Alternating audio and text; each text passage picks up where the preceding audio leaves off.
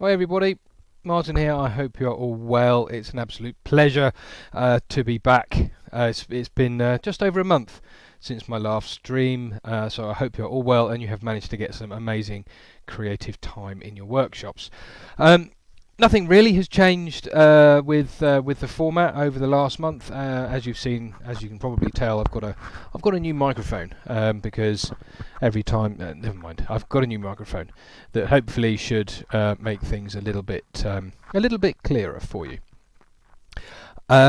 Same as before. What we're going to do is we're going to hang around here for probably another 20 minutes or so, something like that, and get started at 7:30 with the demonstration and this really nice bit of Burr that you might have seen on Facebook and Instagram earlier on. So again, a very big welcome to you all, and I've got a couple of little bits and pieces that I need to be attending to, as you probably already know, and yeah, chat amongst yourselves as you always do, and I'll come back to you in a little while, and I'll join in when I can. First of all, I need to put a decent set of decently large set of jaws on the chuck, which obviously I'll go through all these, what I'm using when we get started with the demo. Do-be-do.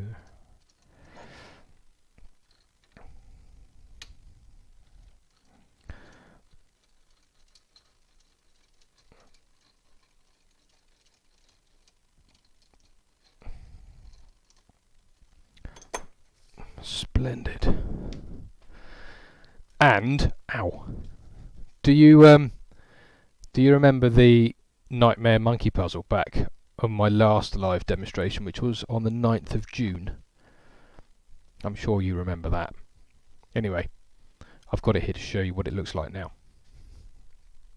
It's a pile of ashes taken out from taken out of the fire. I've just got a couple of little adjustments to make to the cameras and stuff, which I'm sure you will appreciate. Let's just zoom in there a little bit.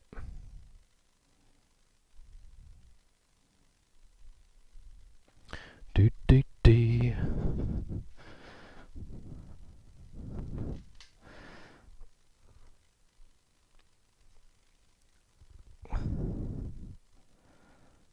Boop, boop, boop.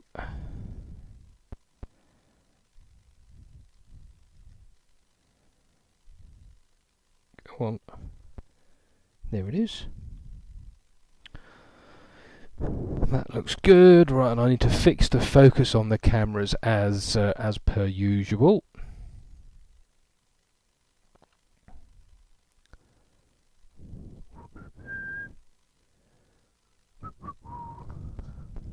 It feels very strange doing a YouTube again. I've been doing so many Zooms recently.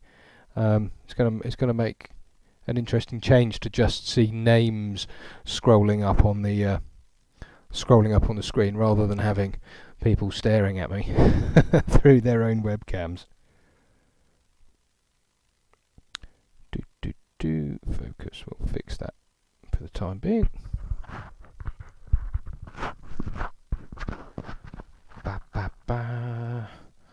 Right, let's just scroll through these. Tool rest cam. That's looking good. Down the lathe bed cam. That's looking good. Over the bench cam. That could go down a little bit. Let's just tighten that up a bit. Oh, hello. Swing that round about there. That'll do. And then let's have a little play with that just to fix the focus.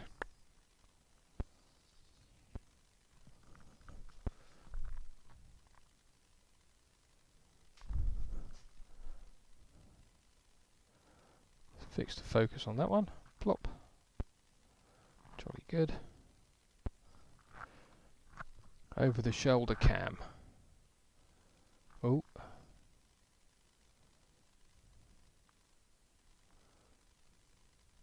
Focus is wandering a little bit on that one. Let's hold that up and see if it focuses on that.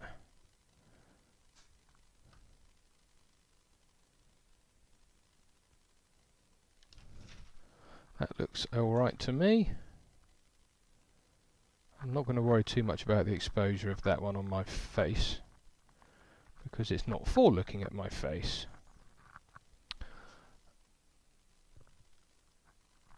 And then there's the overhead cam. I think I've already fixed that focus. No.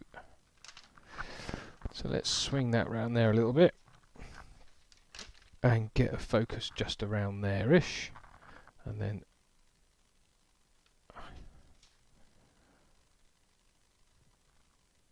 there we are. We can swing that back over there. Dee.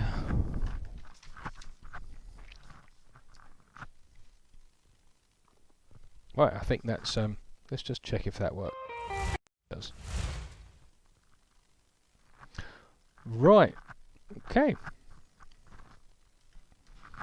There we go. I think I'm pretty much ready to start, but we are gonna wait until a few more people join in, because we've got 15 minutes or so to go before the jolliness starts. So yes, some of you have noticed, I can just see there in the chat, that I am using a new lathe. Oh, there is another. I forgot about that camera. Yes, I am using a new lathe. At the moment, I have invested in a Vicmarc VL300, which is, as some of you have spotted out, rather a pretty lathe. And this is going to be the biggest piece I've turned on it so far. But so far, I'm very, very pleased with it. But as we go through the demonstration, I'll be talking about it a little bit more and stuff. Hey, Silk's in the house, and Wayne the Woodturner. Hi, Wayne. Hi, Silk. Tommy, sorry, Tommy Dunn. Georgianne. Hi, Georgianne, how you doing? Roberts Dreschel Buda. I think that's the correct pronunciation. David Bamford. Hello. Peter Opector. Hello. Gentle Turn. Martin in Germany. Hi, how are you? Liege's in the house. Bobby Gannon. Cool. Right, I will just double check that I've got everything where I want it and where I need it. Hide the cupboards. Throw that. Oh, I need to find some more kitchen towel. Because you never know, this piece of Elm Burr might have some colour on it later. It might, I don't know yet. We shall see.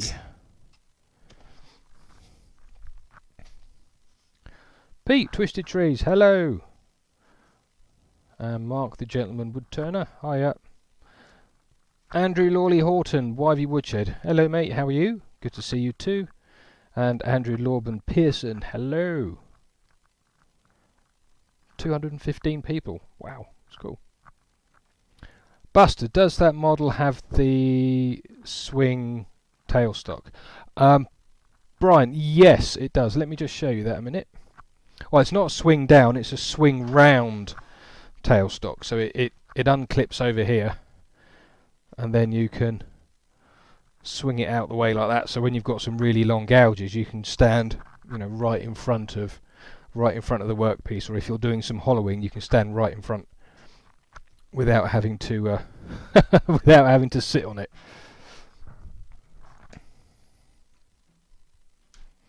Jennifer, thank you very much. It's good to be back. I'm sorry it's been a little bit of a little while, but I'll talk about that in a little bit. Brian Owsby, colour it. Probably.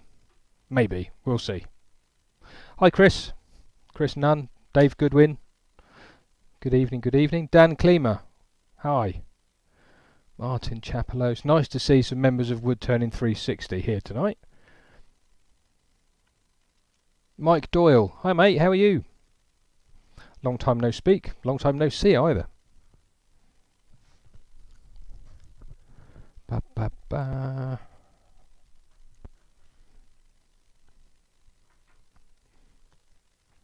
Julia Hammond, how did I guess you liked drum lollies? Wild stab in the dark, Julia, I'm afraid. It's my wife Natalia who does the majority of the packing these days, which frees me up to do admin and lots of other really interesting stuff like that. Martin Langford, hello. Gerard Dubois, the Irishman in front, the Frenchman in Ireland. Hi Gerard. Hi Jerry. Heather. Heather, you don't think it will need colour? We'll see. Joe Pitt in Dartmoor. Hiya. Haven't started the demo yet, Barry. Barry Oak. I haven't even measured haven't even measured it yet, so I'll do that now. And I'll give you a rough guesstimate. Oh, the Orams are in the house. Hi guys. About 14. It's about 14 by 6. I'll have to remember that. Paul Howard. Hi Paul, how are you doing?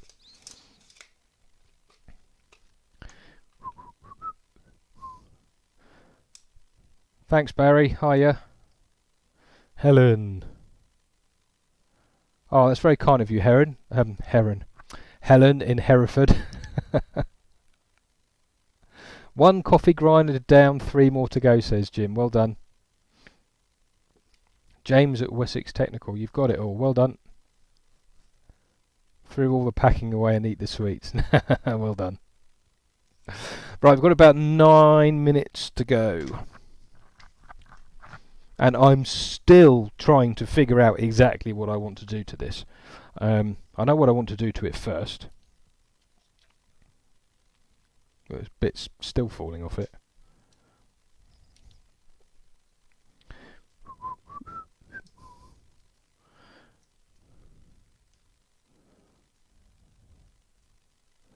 Rob CP, all Burrs look great, coloured in your humble opinion. I must admit, Rob CP, I may well agree with you with that one.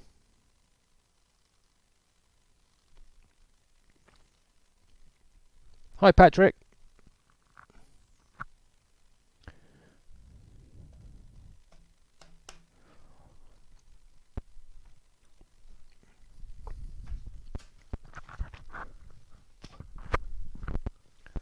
Right, where did I put my coffee and my bottle of water? It's around here somewhere.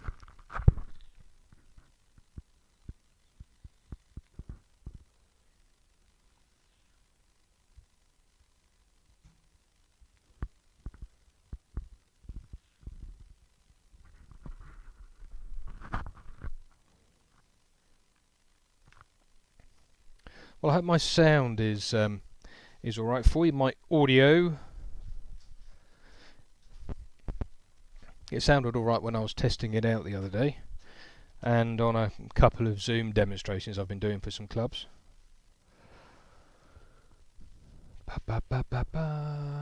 Phil C. enjoyed from Gloucester. Thank you very much, Phil. I'm glad you enjoyed it, and I'm glad there were some nice comments about my demo for Gloucester Woodturners last week. I really enjoyed it. It's good fun. Stuart in Guernsey. Hi, Stuart.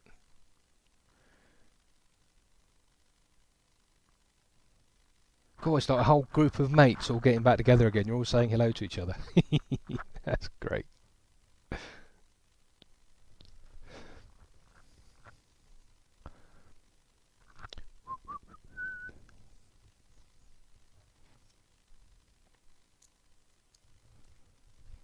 Where did I put the screwdriver? There it is. Just want to pick out a few more little bits.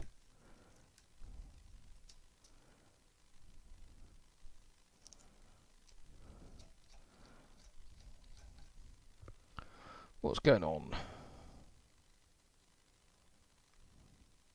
Richard, Gloucester. Hi, Richard Ald in Gloucester. Glad you enjoyed it. Thank you. Maggie Billier. Hi, Maggie. James. Hi, James Cassidy. Right, we'll do a couple more. Yeah, a couple more minutes. Just to let a few more people rock up. And then I'll rock on, as it were. Thank you, Licia. It's very kind of you. Haven't even started yet. Oh, my new badge. Oh, it's this side. Yeah, thank you, Stephen. Joseph, is it going to be a flying Burr? No. Well, I hope not. It shouldn't be. Nigel Bunker. I'm the only one here to find out what cakes the Treehouse coffee shop have got.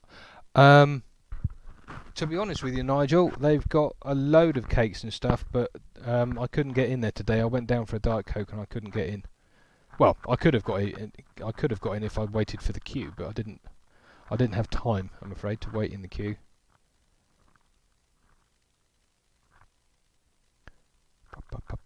Martin, if you wanted to keep the Burr nodes, would covering it in CA work? Steve, my intention is to ignore the nodes completely, and if they need to come off for the shape, they come off. But we'll see. I still haven't... I've been thinking about this piece all day, and I still haven't decided completely what I'm going to do with it yet. But I will explain roughly what I'm thinking of as we go through it.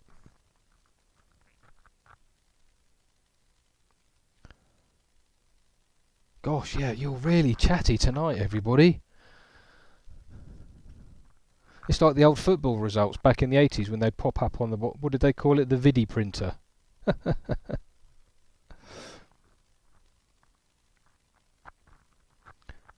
Oh, Stuart. Thanks, Stuart. I'm going to do all... We'll see. Right, we've got 4 minutes to go.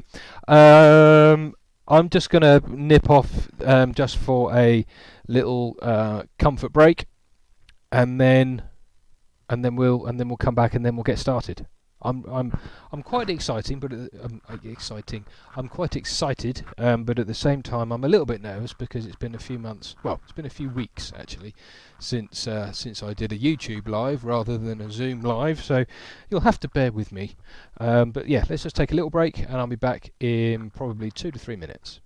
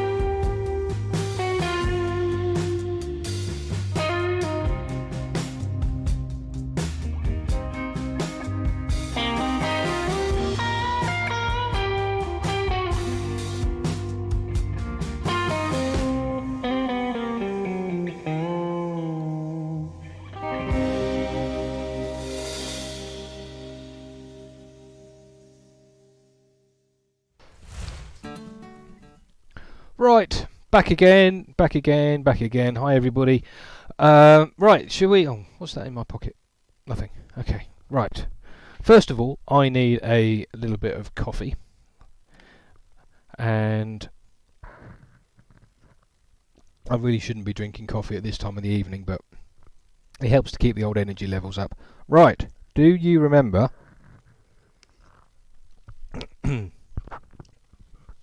Do you remember the nightmare I had with a piece of monkey puzzle a few weeks ago? The 12 by 8 piece of monkey puzzle that I had a massive problem with. Well, I went to see Les Thorne not so long ago, and we mounted it onto his lathe, and he showed me a couple of cuts that I didn't know, and that is the piece now. So this I turned following the advice given to me by Les Thorne, and this is, I kid you not, this is exactly the same piece of wood that we had such a nightmare with on that demonstration a few weeks ago. So I haven't been hiding my head in shame.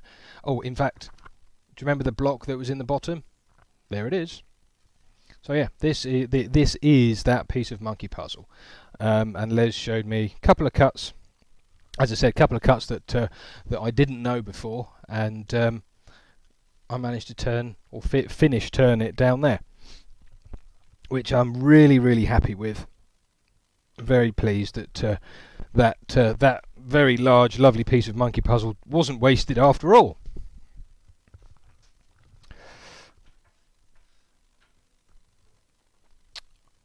Right, okay, now where have I been? Yes, I said in the post and stuff that I haven't been around, and I haven't been hanging my head in shame. I've been incredibly busy doing club demonstrations on Zoom, and also working the Hampshire Sheen side of the business as well, because it has just been bonkers busy, and of course starting up and running the Woodturning360 Woodturning Club online, which is all based on Zoom. I'll talk a little bit more about that as we go through the demo. And also, where was I? Oh yeah. Also, I've had to have a little play with the new lathe I've got, which I mentioned earlier. The new lathe is a Vicmarc VL300, and it's a solid piece of kit. It weighs 300 plus kilos. It's an absolute beast, and I'm absolutely chuffed to bits with it. And one of the reasons why I got hold of it was because it's much quieter, or it is quieter than the other lathe I was using. And when you're doing live stuff like this, the sound of the lathe picks up in the microphones a reasonable amount. So the quieter the lathe can be, from my perspective at least, the better it is for live streaming, and also for teaching as well, you know. So you've got a nice quiet lathe, and you know, you don't have to shout over the top of the sound of the lathe, you know, that kind of thing. And I got it from Simon Hope Woodturning, and his service was absolutely superb. But as I said, I'll talk through a few bits and pieces about the lathe as we go. It is a smaller lathe than the old one, which is perfect for me because I don't do massively long spindles anyway. A deep throat and a short bed is great for me. It works really well. But anyway, we'll talk about that later. Now, on the lathe tonight we have oh no, not that one. See, it's been a little while, and I've been doing it on Zoom, and everything's been fantastic. But at the moment, I've kind of lost the plot a little bit. Right, so on the lathe at the moment, we've got this piece of it. It's about 14 by 6. I measured it a little while ago. It's quite a meaty piece of Elm Burr. And if we just look at it from above, you can see that we've got a branch running through it. Let's just move that camera a tiny bit. There we go. You can see there that we've got a branch running through it. But looking down here where I've taken the bark away, this branch is in no danger that I can see of actually sort of coming away, because well, the burr's grown out of the branch basically, so it's all one solid piece, which is really good. Now, one idea that I have had with the turning of this is I need to obviously turn a flat spot and a tenon on the bottom, so we can mount it. But I want to keep as much of the burr as possible. So there's got to be a flat spot down here in the middle somewhere for a tenon. And what I'm also thinking is possibly turning a little bit of a bowl and then leaving it all bobbly, and then on the top of the piece, rounding these bits over, the branch, just rolling those bits over rather than turning them away, so they become kind of like handles. I don't know yet. We'll see. But what I do have is I do have a little video to show you just before we get going, and the little video I filmed earlier on today that is basically just taking the bark off. Let's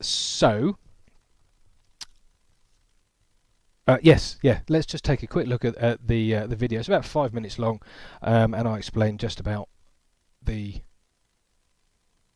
bark. Here we go. Sorry, I am just losing it. Here we go. Right, it's 11:40 a.m. on the 14th of July, and this is the Elm Burr that you've just seen mounted to the Vicmarc lathe. And I need to get the bark off it. The piece has been sitting around here for 3-4 years, something like that, I suppose, after Bob Hasty very kindly gave me this lump of Elm Burr when he came down to visit a few years ago. And before I take the bark off, I want to get it actually mounted onto its faceplate and then onto the lathe. So I'm going to eyeball the centre with this faceplate, and then I'm just going to feel around underneath to make sure that we're kind of where I want the middle to be. Just make sure that it all feels kind of even. About there will do.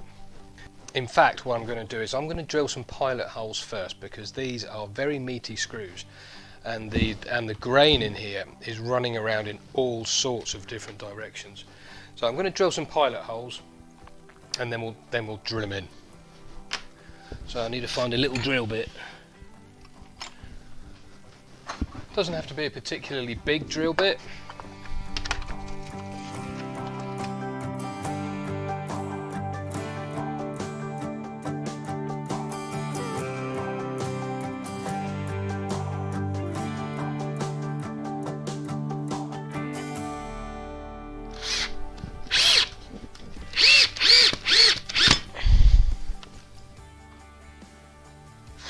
Right, what I did there with just the remaining screws was just lubricate them a little bit with some wax, just to make them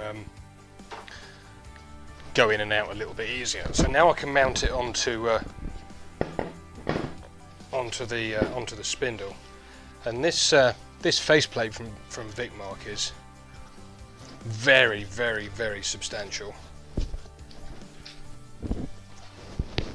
Brilliant. Right. Whew. Right, now let's take a look at the piece. Let's see how well balanced it is. Yeah, that's pretty good.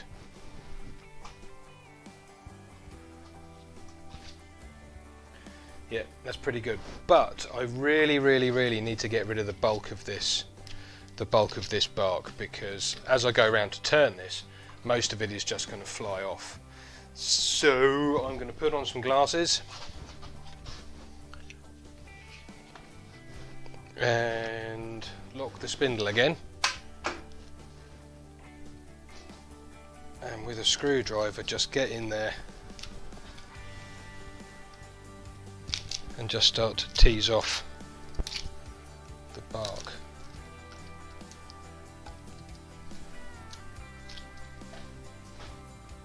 This might take a while.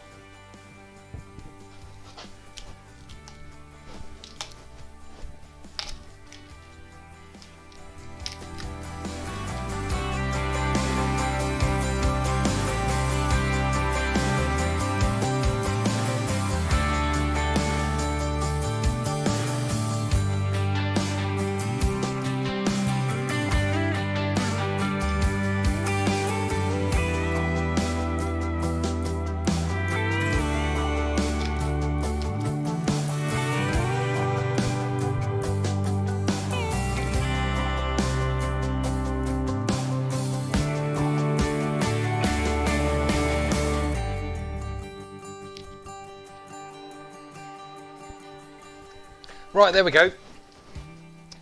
It's done.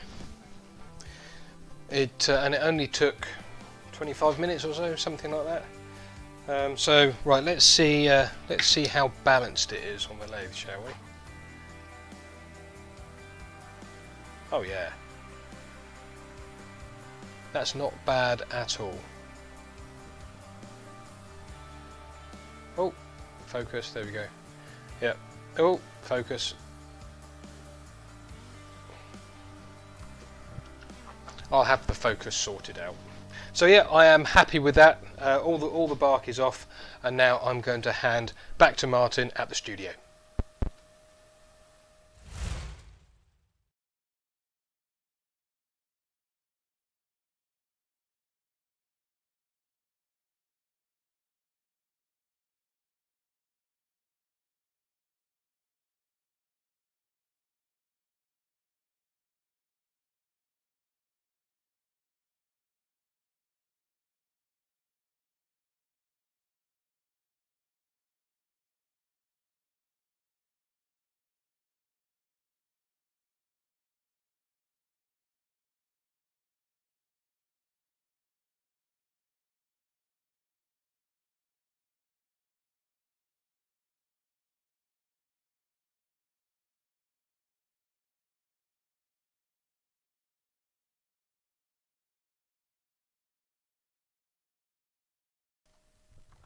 Right, thank you for that. Let me let's try again.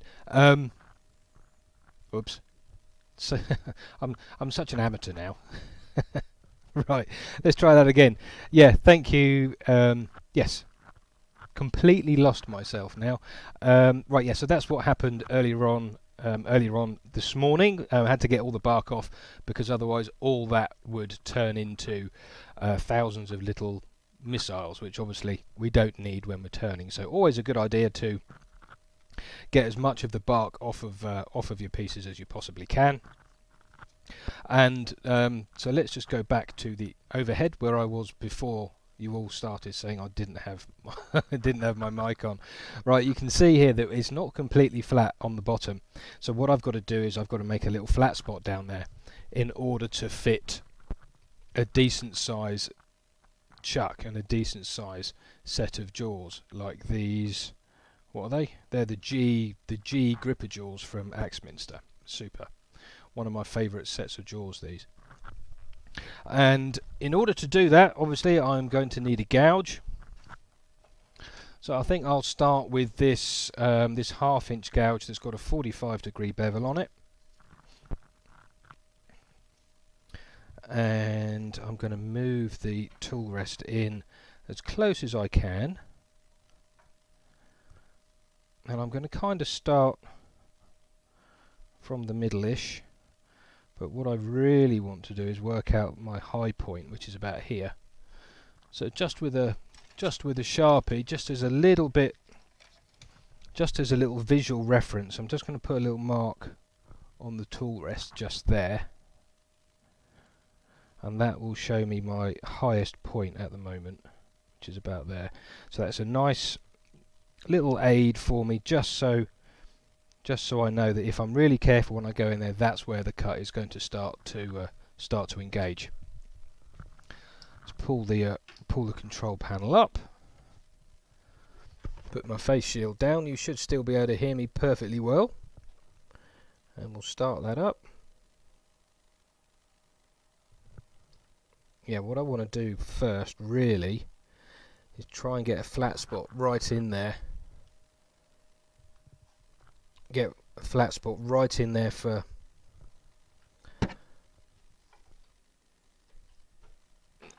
a little bit of tailstock support. Let's just check that's not going to hit.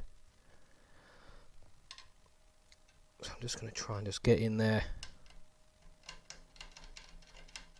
just to make a little flat spot. So the lathe is really slow at the moment. It's at 230 RPM.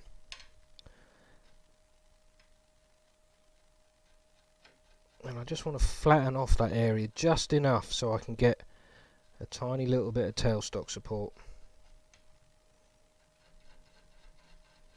So I'm not forcing the gouge in, I'm just letting the wood do some work for me as it comes over the top.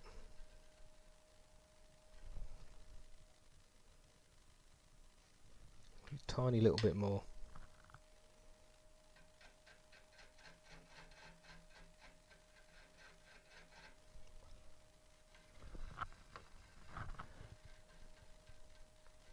Let me just zoom that camera in a little bit for you.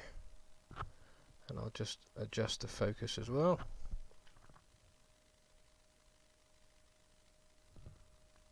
There we go. There we go, so you can see nice and clearly now exactly what I'm doing. So I'm just going in there very carefully, just to get enough wood away to give me a little flat spot to bring the tailstock up.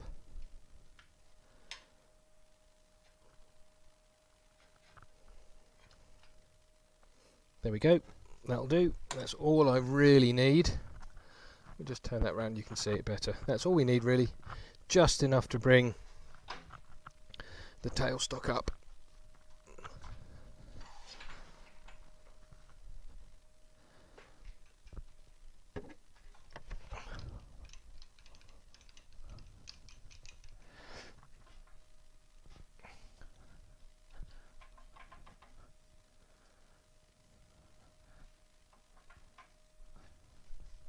I want to try and keep the quill as short as possible.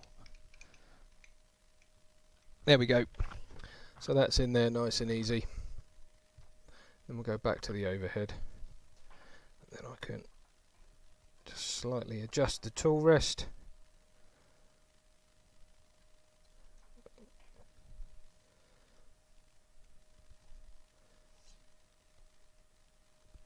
There we go. Just about there. Now I'll make another mark where the high point is.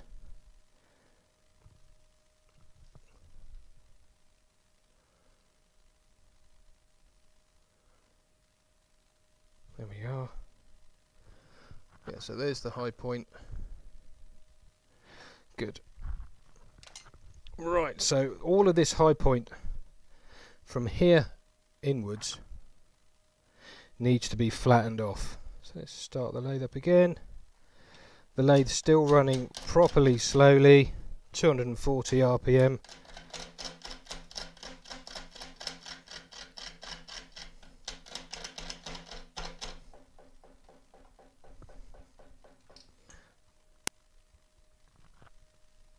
There we go.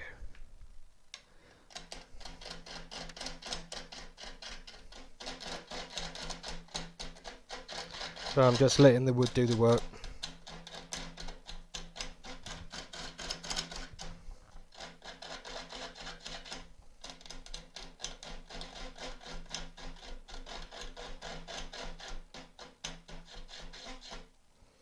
Cool.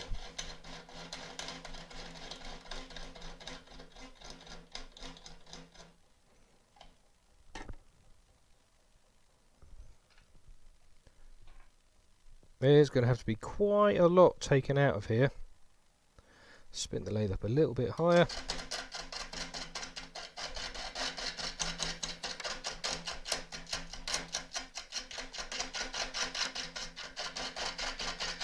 because remember I need to get the wood down to a point where I can put a tenon on so I can reverse mount it.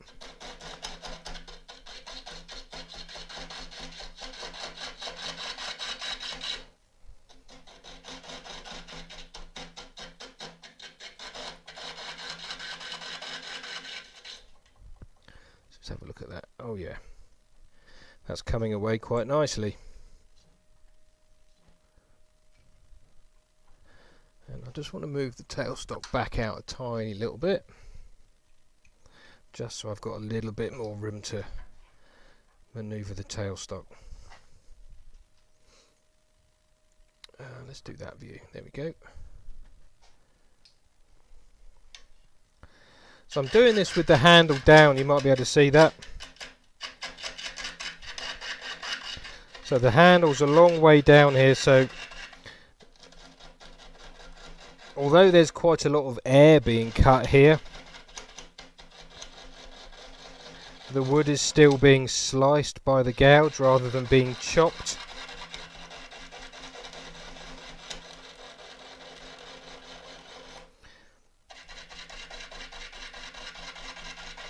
And I'm not forcing the gouge in, I'm just letting the wood do what it wants, or rather, yeah, I'm letting the wood just kick the gouge out if it needs to, just a little bit, and I'm stopping every so often just to see exactly what we're doing. But I'm going to have to come out here now to start flattening off over here, because oh,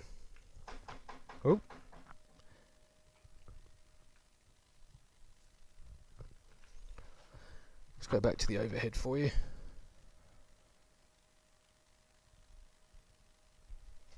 Okay, just lining that up. There's lots of air now before the gouge just takes those little nobules off.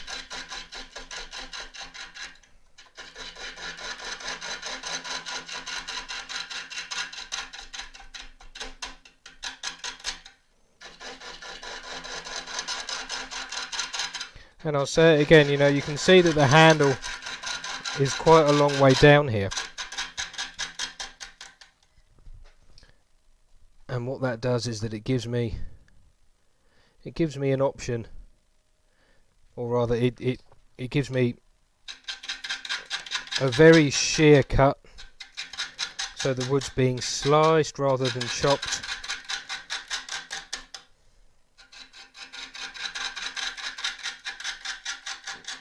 And there's a bit less chance of a catch as well if you do it like this.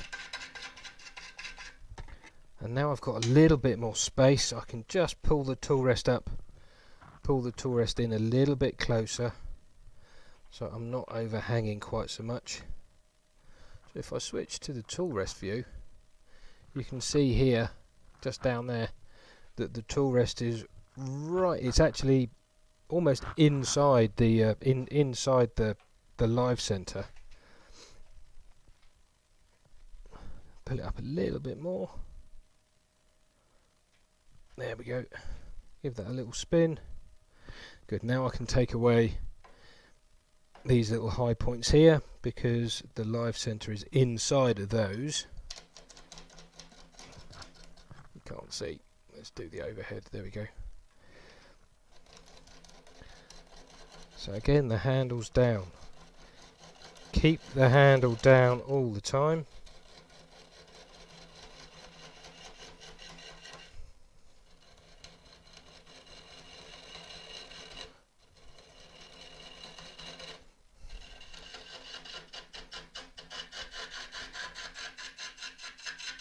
Now when it comes to cutting air, what I'm doing is I'm presenting the gouge, and when it starts to cut, which is just there, I'm just easing the gouge out in exactly the same presentation all the way through.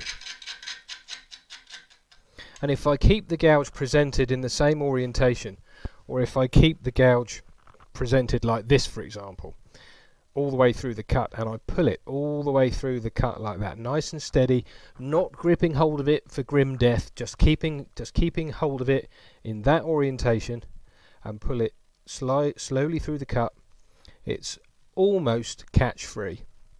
You still obviously have to be very careful, but any little change you make, particularly if you lift the handle, which will move the gouge into the work, you'll then be in line for a catch. So if I'm here, I've got the wood's cutting, and then get round to here, and there's air. But if I lift the handle up, I'm much more prone to a catch over here. So it's really important that we keep the gouge presented at the same orientation throughout the entire cut. And now I just want to move the tailstock out of the way so I can flatten the bottom off,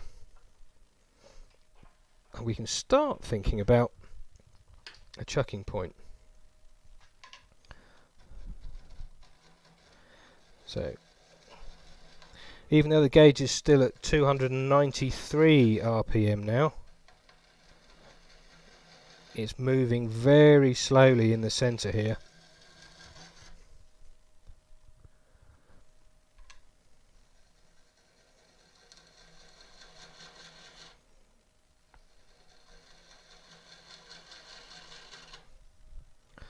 And I'm stopping regularly because I want to make absolutely certain I've got as much strength for a chucking point as I possibly can. Get as much strength as I possibly can for a chucking point. Yeah, we'll take it down a little bit more just to be on the safe side.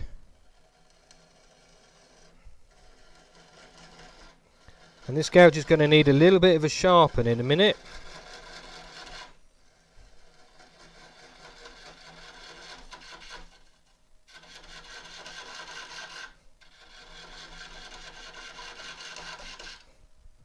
Yeah, I'm going to give that a bit of a sharpen now.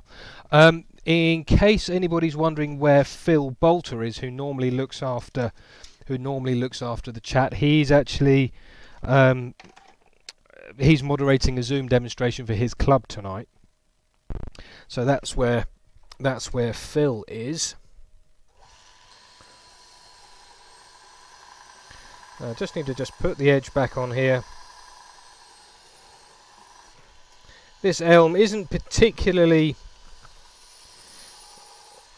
it's not particularly hard. It's cutting nice and easily, but I can just feel that the edge has gone on the gouge. So the best thing to do, if you feel that the edge has gone, is put a new one on.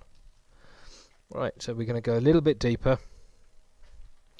We're going to take a little bit more off, and I'm just ever so slowly increasing the speed of the lathe as we go.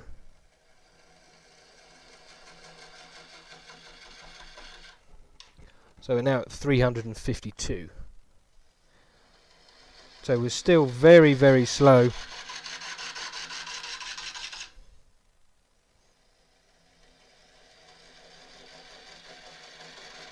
Easing the gouge.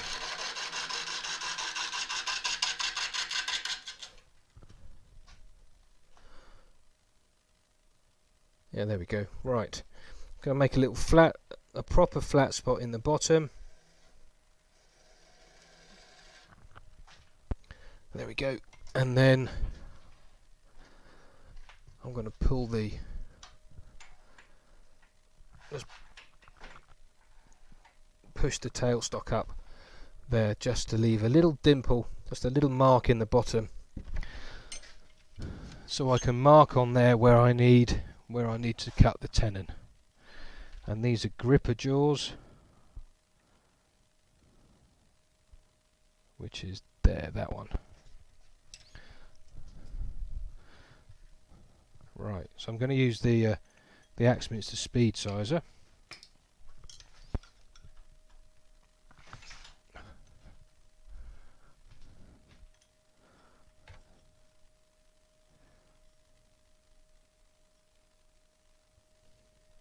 I think that's it. and then there's the G-jaw.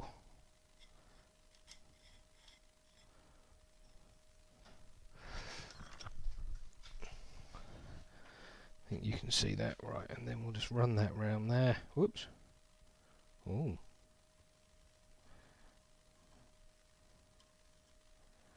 I don't think that was in the middle, do you?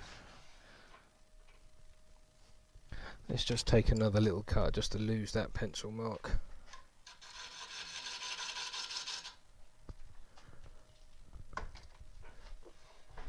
And I'll tell you what, I'll just bring the tailstock up, it's going to be easier.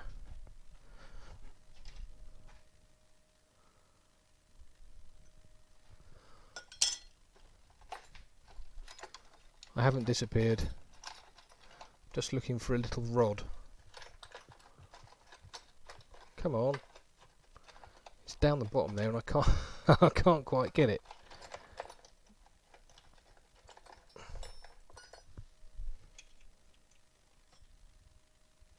Oh, and that doesn't fit. Right, okay. Back to plan A.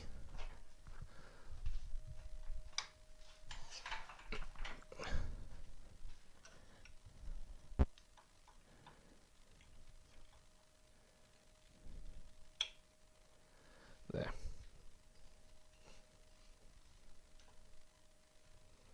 G.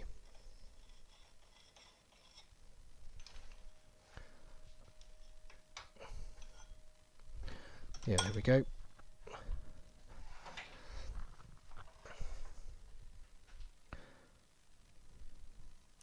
Oops. Just broken the pencil.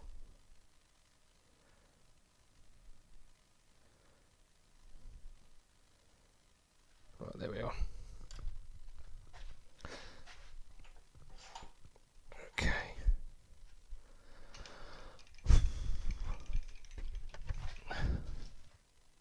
Is it me or is it warm in here? Anybody else really warm?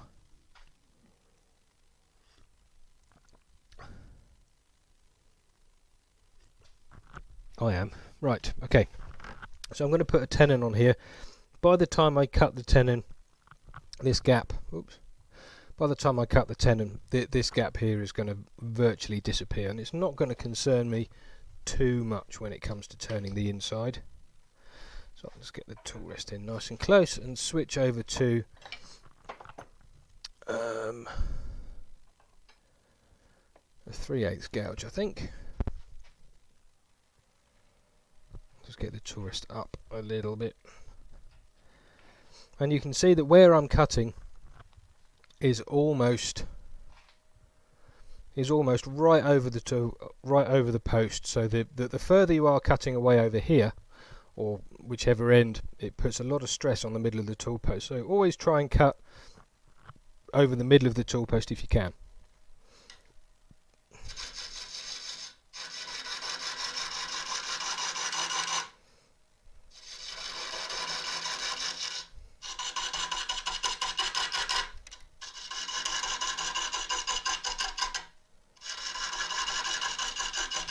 Okay, so you can see in on your screen there that the gouge is a long way down again. I'm gonna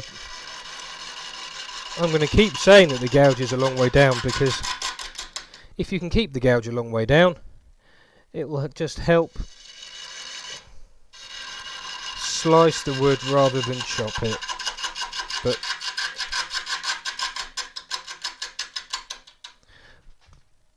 by the end of the demo you're going to be sick of me saying that, so I'll do my best to stop, and then I'm going to finish cutting the tenon with a spindle gouge. Just move that, oops, move it down a little bit for you so you can see.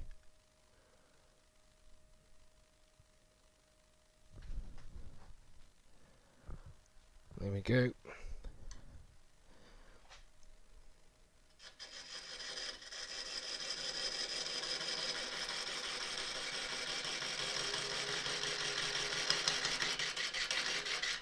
Be very careful with the spindle gouge, but it's a great way to get a nice clean cut.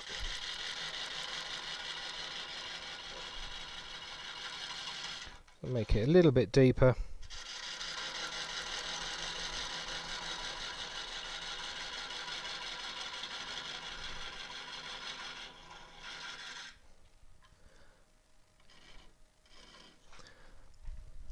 See if I've got one with a shallower angle. There we go. 35 degrees. That'll just help keep my arms out of the way.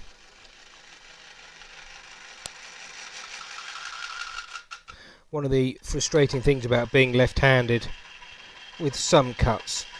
There we go. Now that's quite a large tenon. That's a good 7. Ooh, come on, up you go. That's a good 7 millimeters deep. That tenon, and I want it that deep, not only for the safety reasons, but also because we've got a little bit of a gap. We've got a little bit of a gap up here, which I don't think is going to be too much of an issue, to be fair. And now what we're going to do with this. So now I'm looking back at the shape of what we got. And because of the high spots that we had, it's actually going to be a fairly thin bowl, and I don't mind sacrificing some of the wood in order to get the form that I want. I don't mind losing a bit of that at all, because I would much rather have a piece that looks really nice. Much rather have a piece that looks really nice than a piece that has saved the wood. You know, the form in my head, it's form first, because when you walk into a room and you see a bowl or something on a table or a sideboard or even any kind of piece, the first thing you see is the form of that piece. You don't see any of the detail or anything like that, and your eye is going to be drawn much more by a really nice form than one that isn't quite so nice, if that makes sense. Right, there we go. I'm going to bring the tailstock up again just for a little bit more security. Let's do that one. Right, so now I can start turning away this corner here. Turning away the corner. I've got a lot of air just here, look. I've got a lot of air, and then the piece comes round and then clunk. There we go. So a good, probably half of the cut, maybe even more, maybe even 3/4 of this particular cut at the moment is going to be air. So what I'm going to do instead is I'm going to cut from in here and pull it round, rather than just trying to take away this corner now.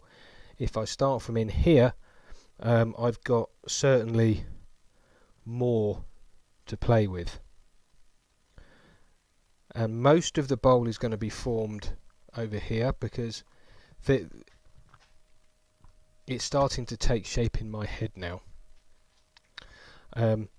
Most of the bowl is going to be taking shape from here and here.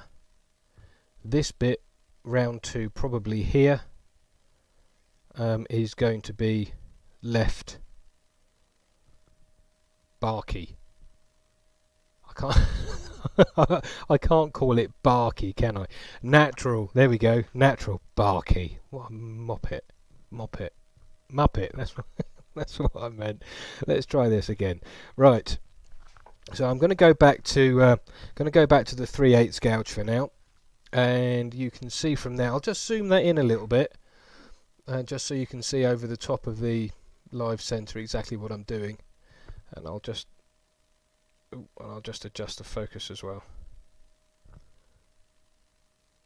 There we go. Right there. So I'm going to just give the piece a little spin just to make sure that nothing catches. Get the control panel back on top. There we go. So the tourist, now it's actually cutting a little bit on the low side for the minute.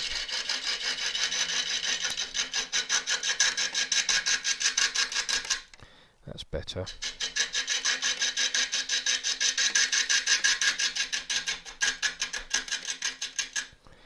Now anybody who wants to see shavings and stuff isn't going to see it, because this burr, or burrs generally don't turn lots and lots of shavings.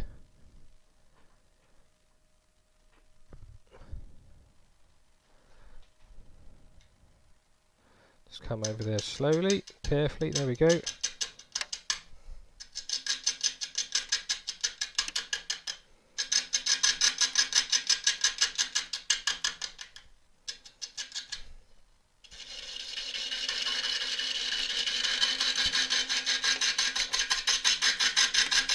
Now one thing I do want to do, of course, is make sure I've got a nice foot on there. And I'm going to spin the piece and just look for a nice foot place, and just really carefully just line that pencil up. Could probably be a little bit smaller. So the inside line there is where I want to start putting a foot, and then from the foot that will define the rest of the shape.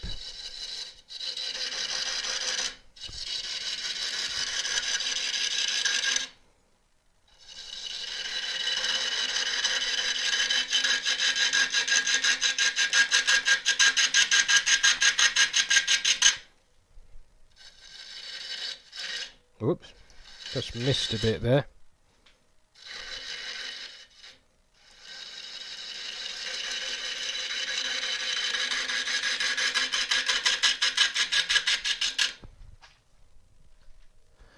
There we are, right, and you can just, if I just flick back to the overhead a minute, you can just about begin to see a shape forming there. And yeah, I think we're going to probably end up losing a little bit of this and a bit of that as well, which isn't a bad thing. And to cut most of that, I think I'm just going to flick back to the 1/2 inch gouge. It's a little bit beefier.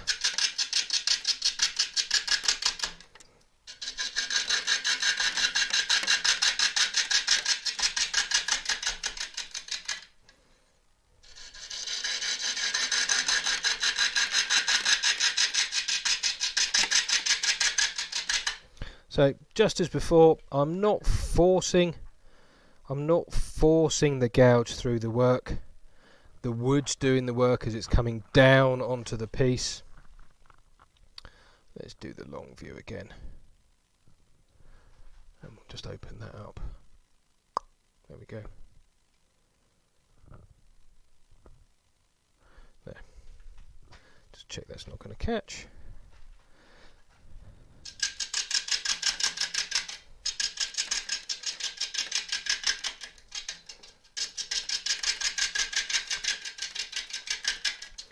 So I'm going to be stopping fairly regularly to move the tool rest round.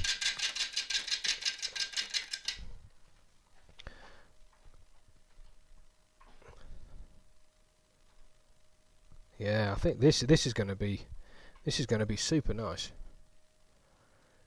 Yeah, I'm liking this. I'm liking this quite a lot.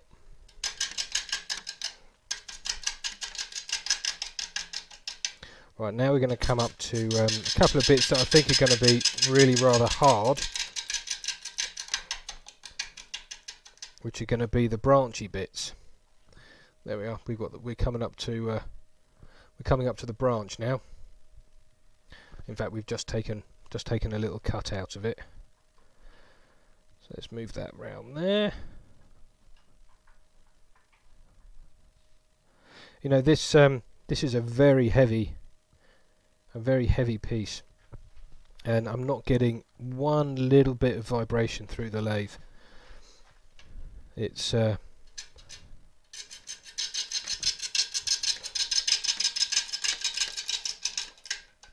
just come around there a little bit more carefully,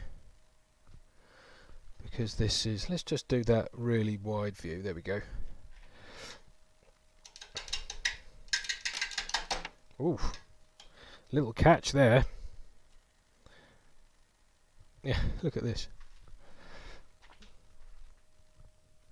Little catch there, and that bit of wood has just stuck. Oh, there we go. stuck right in there.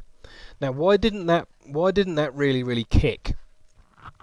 It didn't really kick because I'm not holding the gouge for grim death. I'm holding the gouge firmly, but my shoulders are relaxed and my arms are fairly relaxed as well.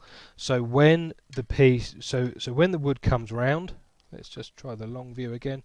So when the wood comes round and it gets a little catch like that, all the gouge is going to do is go donk. It's not going to do anything really dramatic because I'm not, really holding tight. Catches get really scary sometimes if you're holding far too tight. If you just relax a little bit and keep your grip firm rather than rock solid, you'll find at the end of the day you're much looser across the top of your shoulders and your neck, and any catches are, well, you just take them in your stride really.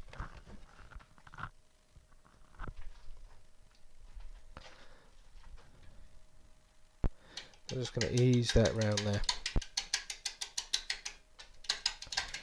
Quite a sizable lump just flew off then. Let's just have a look. Where did that come off of? I don't know. Right, let's move that round there and get the gouge closer to this bit here. There we are. And can you get a decent view from the overhead? Yes, okay. In fact, you can just see the ghosting there. So I'm going to bring the gouge in nice and steady.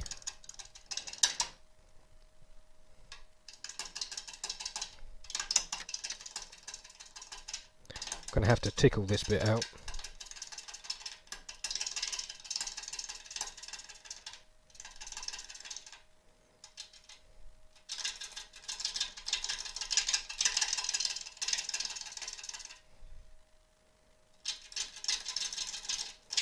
There's a lot of air there. Let's do the long view again. And I'll zoom that in a little bit as well. Oh, that's not zoom in. That's zoom in. Sort the focus quickly. There. So I'm going to bring the control box really close to me.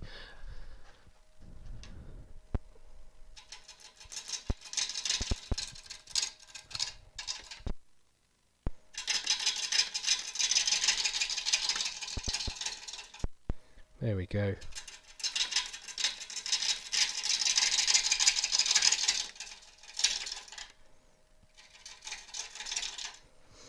Okay, right, I'm just looking at the shape now, and let's go to the overhead, and I'll just pull the overhead camera up a little bit so you get a better sort of view. You see, the bolt's looking a little bit square at the moment. We've got a big sort of lump here and a bit of a lump there, so I want to get rid of those and pull this round a little bit more.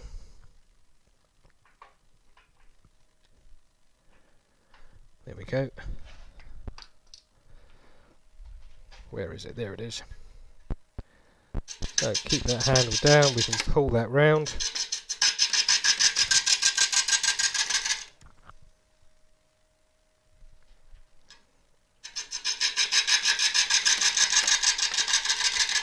Because remember what I said, I'm looking for form first.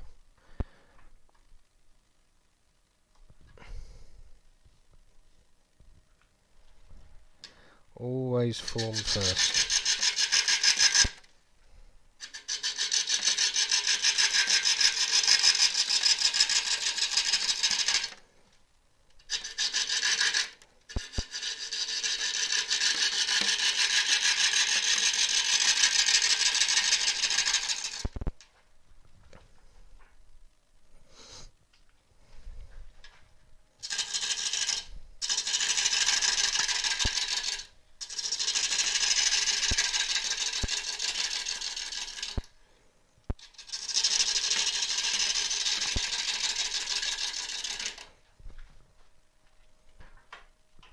Just get rid of that little lump at the bottom. So we are, it is taking a little bit more off.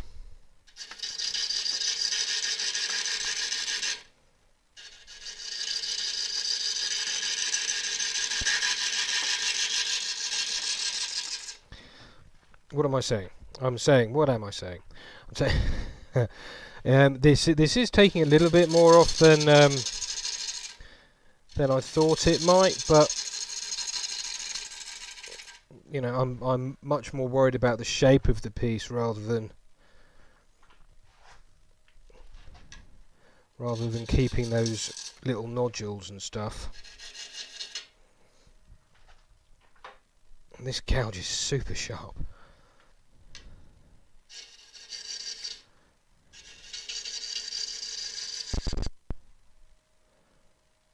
There we are, that's pretty much there. That's pretty much there. See, the trouble is, as I'm turning this slowly like this, I can't really see the shape particularly well, but I can see it better when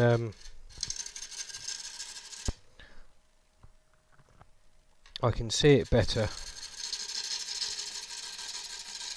There we go. That's it. And then I can just keep pulling that curve round a little bit.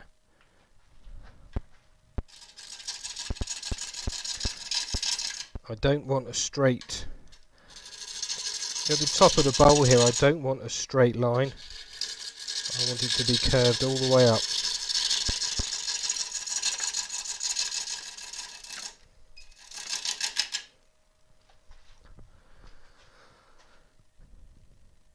There we are.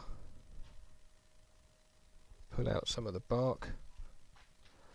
Oh!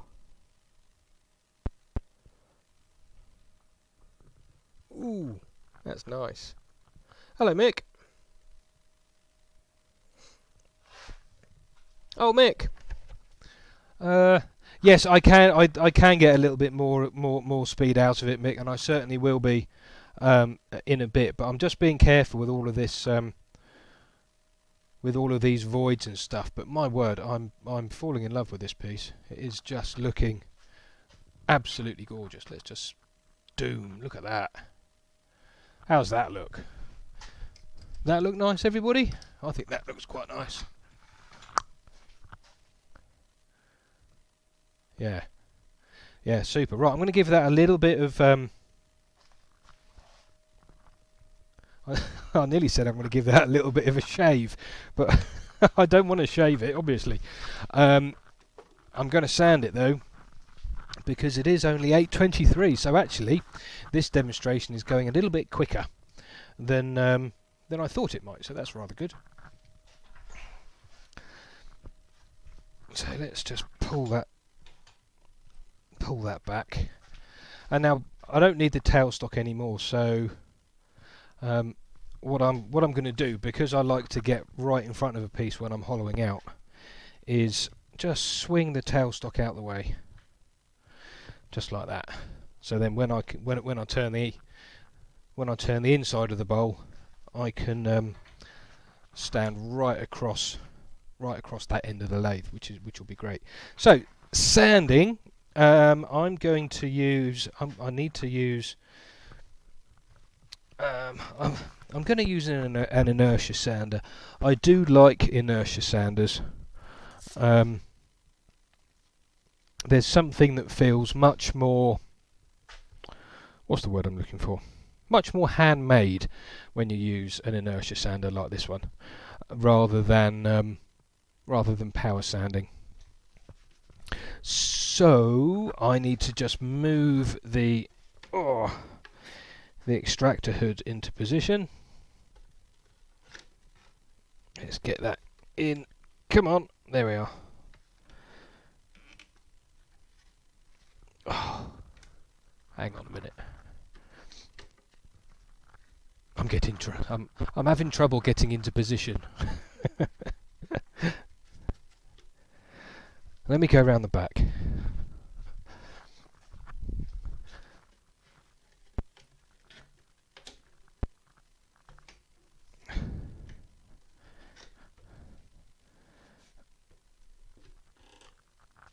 Oh, there we go. That'll do. I'm not gonna fight it. I'll switch the extractor on, and the air filter, and the overhead fan. This is something new.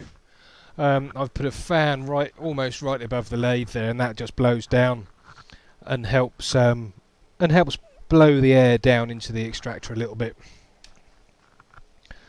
Right, now obviously when you're sanding, or even when you're going to the shops, a half mask like this is really useful these days. This is a JSP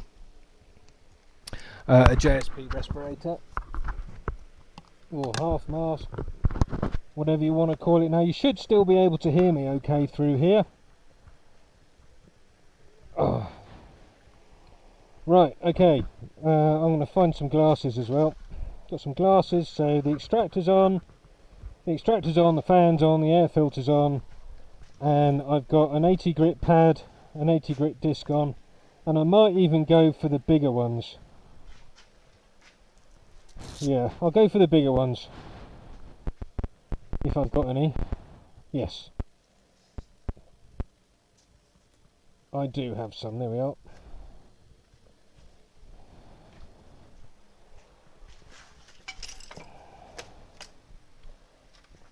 Right, so I'm going to find the 70... Whoop, what was that? Did anybody hear that noise? Big loud bang.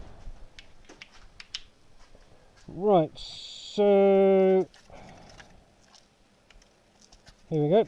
So I'm going to put a brand new fresh 120 pad or 120 disc onto the Simon Hope original bowl sander or pro sander.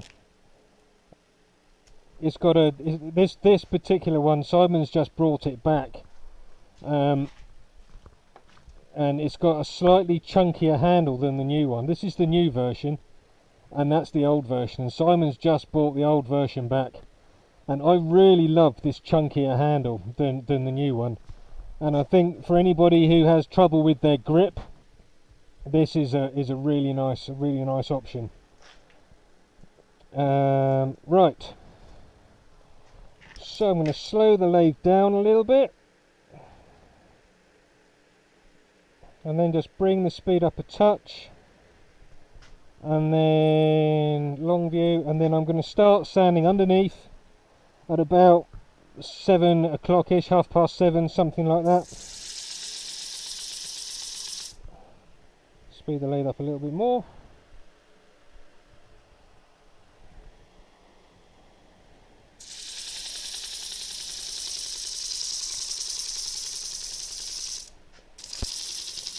And I've got to be careful because I don't want to obviously get a catch with this.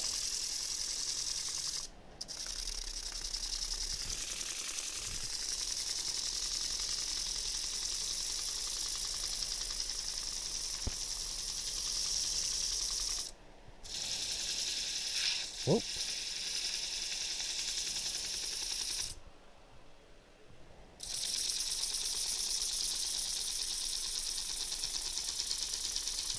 This might take a little bit of time, but that's looking better already.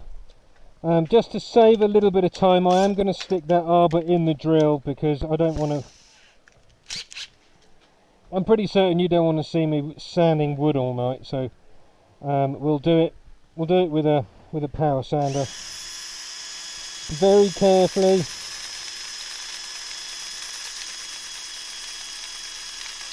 So that even the sander is trying to sand some air here.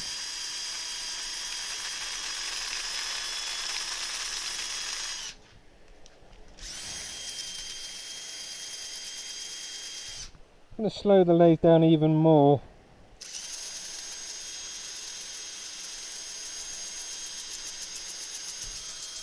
So it is kicking a little bit.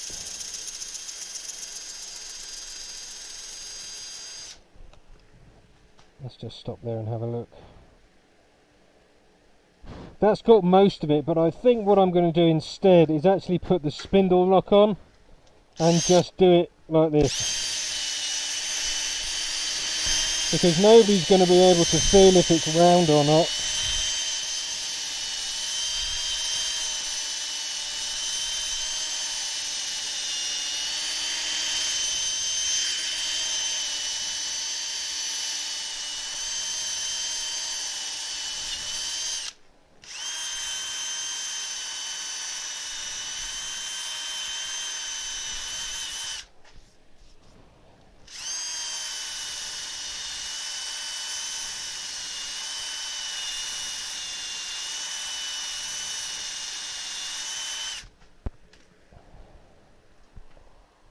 twist it round a little bit more.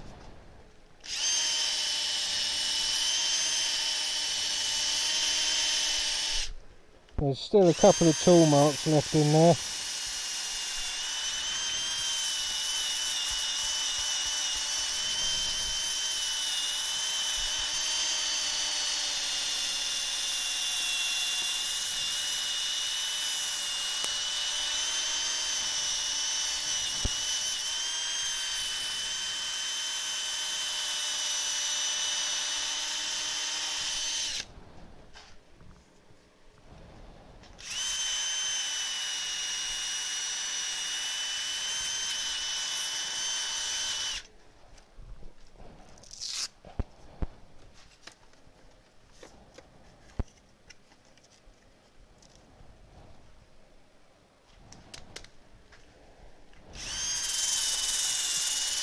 Just to speed it up a bit, I've taken this just down to 80 briefly, and it'll just help me along a little bit.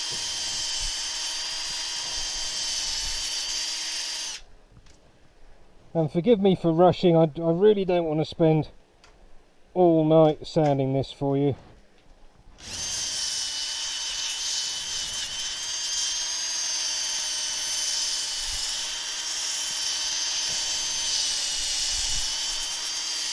So all of you, or at least most of you, know me. I'm known for my finishing, so I feel almost obliged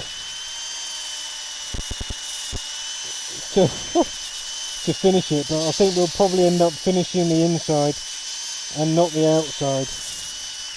But at least if I get most of it done, if I at least get most of it done, then it'll give me a chance to finish it, say tomorrow or something like that.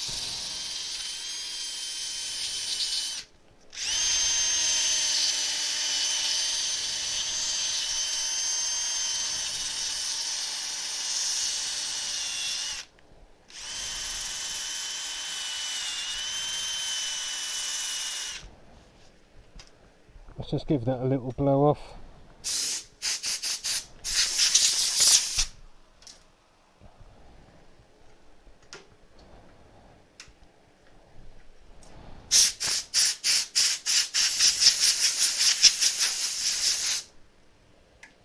Yeah, that'll do. I'm not going to do any more.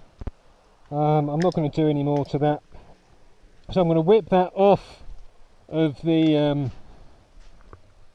I'm going to whip that off of the whatever it's called, faceplate, and then mount it onto a chuck. And then we'll see what we can do on the inside and the top. Ed Oliver, hello Ed Oliver. Now if anybody's interested in anything that I'm using tonight, then there's a pretty good chance that Ed Oliver's going to stock it. Right, let's take these oops. Can't even use a screwdriver properly now. Concentrate, Martin, you idiot.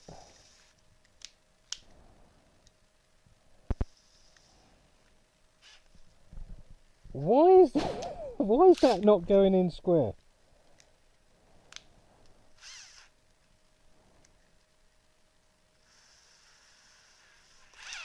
Gotcha. Right, so if you give me a minute or two, we'll have a little break and we'll do some questions.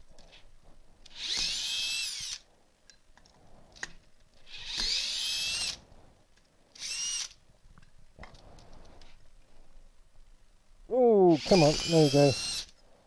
You know, although I covered these screws in wax, I'm still being quite careful how I take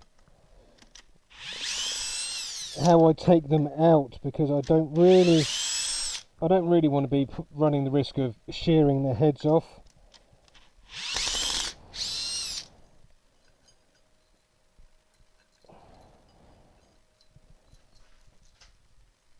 There we go. Throw those over there. Right, I think I can take this off now. Right, so just while I'm doing this, if you want to throw me some questions, then then please do.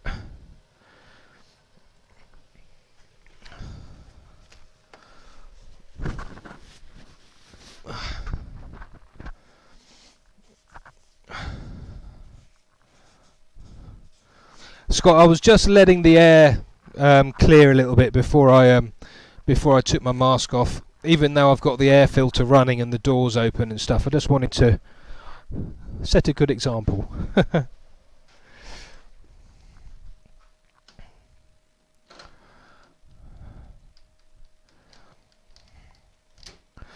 Right. So if you've got any questions, please throw them at me and I'll answer as many as I can.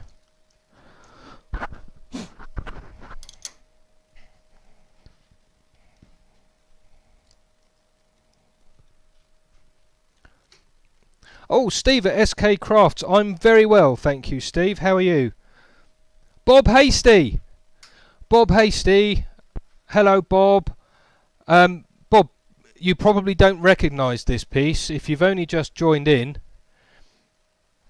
Do you remember when you came to visit me, Bob, and you gave me that gorgeous piece of Elm Burr?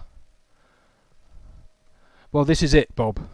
This is the piece of Elm Burr that you gave me some 3 years ago, or whenever it was you came. Jerry Dempsey, would it be too impolite to ask the cost of your new lathe?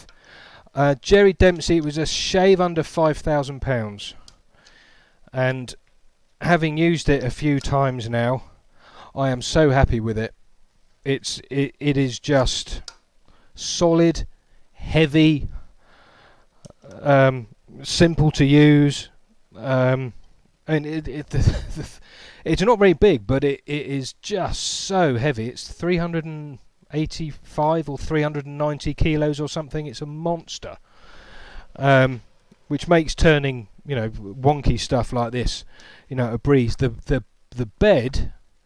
I wonder if I can show you the bed. Yeah, hang on. Let me just do that. The bed bars. I think you can see those. The bed bars here are almost an inch thick. So it's a proper. Oh, that's just throwing that camera out. Oh, I'll sort that out in a minute. Yeah, it's a proper heavyweight lathe.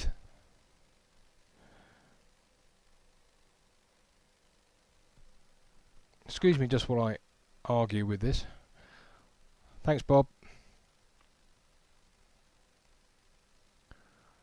Martin Chapello, have you been able to get the filters for the mask? Yeah, Martin, I picked up a new set last week off eBay for about 28 quid.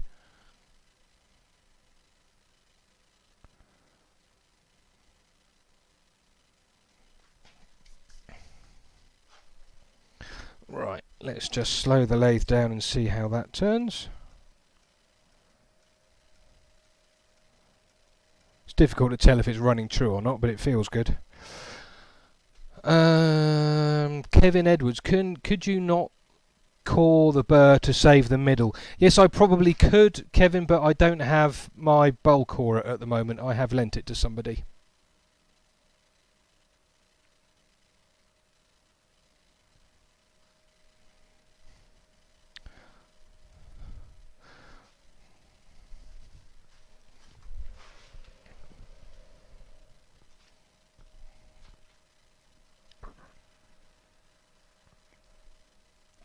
Oh, there we are, 4,899.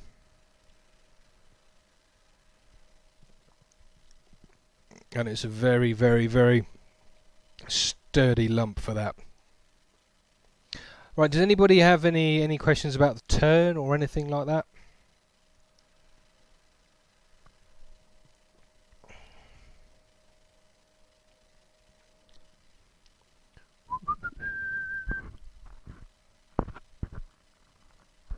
James Cassidy, when you mounted the faceplate, Were you lucky to start off with a reasonable flat surface cut by chainsaw? James, I was lucky. Just have a look at this. Oh, that camera's frozen. Hang on a minute.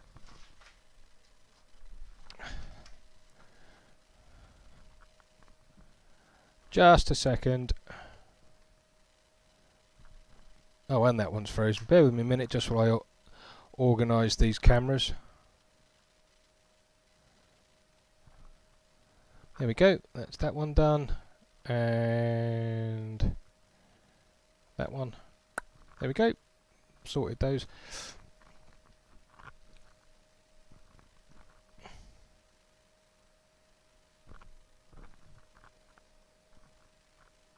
Why is that not coming on? If in doubt, turn it off. I'll show you in a minute. Douglas, no, I'm not going to core it because I have lent my bowl corer to somebody.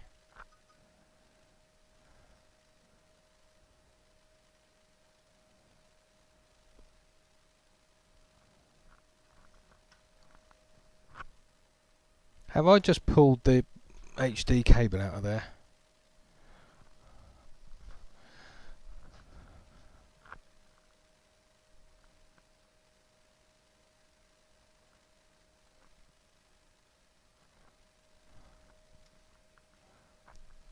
Oh well, never mind. I'll have to show you in a bit, James. Oh yeah, somebody else has answered about the Pro Edge, so that's fine. Richard Parker, you said something about a new turning technique that you used on the Monkey Bowl. Richard, no, I can't show you because it was on the outside of the piece and I didn't need to use that cut.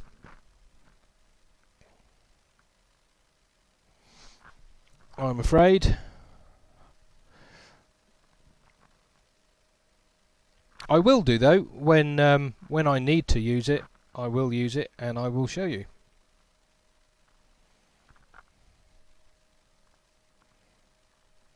James, no it isn't. No, the thing that went bang earlier was was a lot more solid than the camera.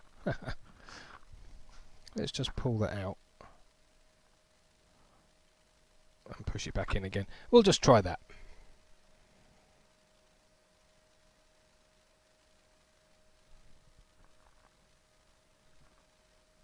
Right. Bear with me a sec, peeps.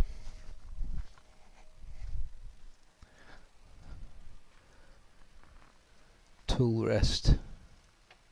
So it's got to be that one. Hang on a minute.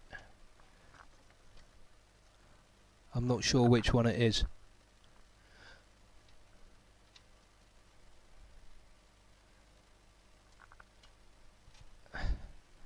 Let's try that. Oops.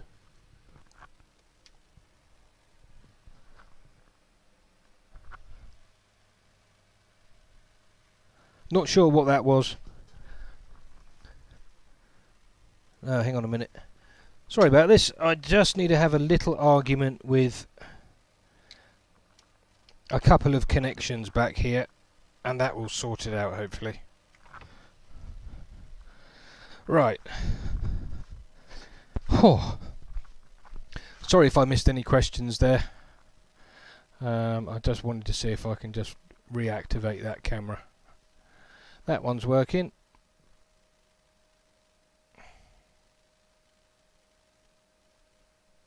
And that one's working. Yay, there we go, back up and running. Okay, right, sorry. Right, let's just come back to some questions. Let me scroll back up a little bit. Right, okay, no questions there. Stephen Rickett, question, what's a bowl corer thing you were just talking about?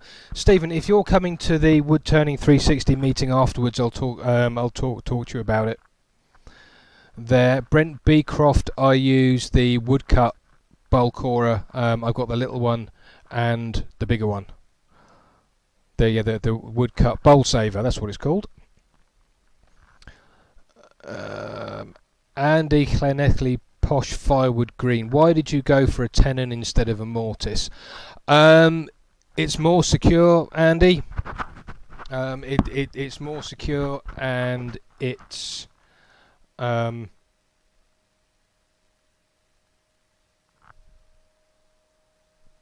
What am I talking about? Yeah, it's more secure and it's easier to turn off at the end, which I may even get to show you this evening, possibly. Mick Stratton, thank you very much. Hobby Turner, Martin, Ely Guild members keep saying how good your demo was for them the other week. Well, thank you very much. I'm really pleased to read that, Hobby Turner. Thank you.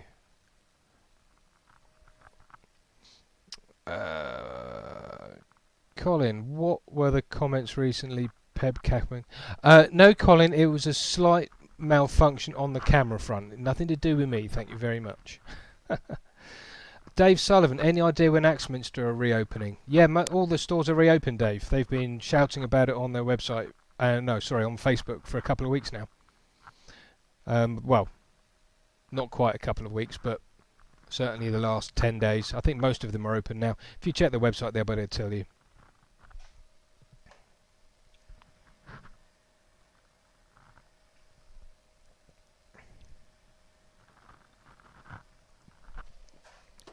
Right, should we do something on the inside of this?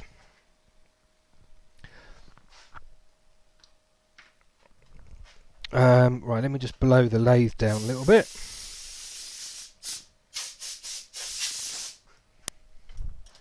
Right, 10 to 9. We're going to take a. We're not going to take our time with doing the inside. We're going to do it at a reasonable pace. And one thing I do obviously need to bear in mind is that as we come round here and stuff, where we've got these voids, I can't make the walls too thin, otherwise I'm going to end up with holes all over the bowl, and that's something I don't really want to do. Or do I?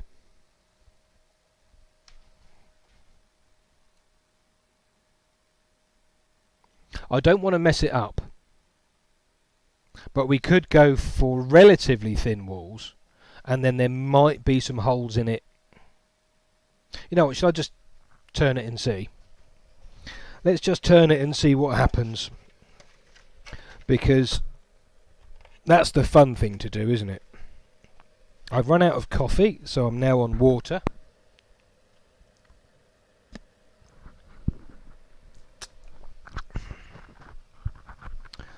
And I'm going to use that 3/8 bowl gouge. But first things first, I'm going to use the 1/2 inch gouge. I'm going to use the 1/2 inch gouge just to face off the surface. Let's just get that into a nice position.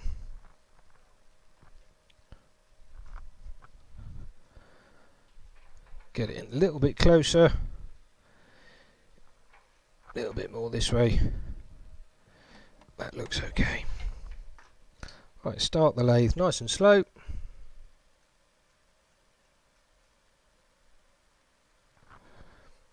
And then we can just bring the speed up a little bit. And I'm going to start on the outside here, because that's my high point.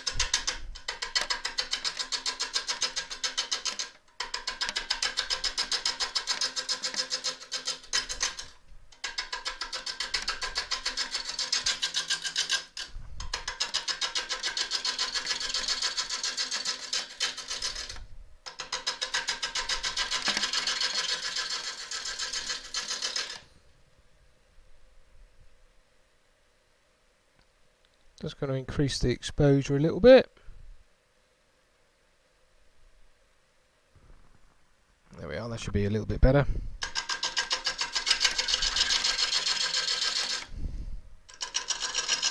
So again, I'm doing this with the handle down, so I'm slicing through the burr rather than... let's get this straight, that's bugging me. There we are, that'll do.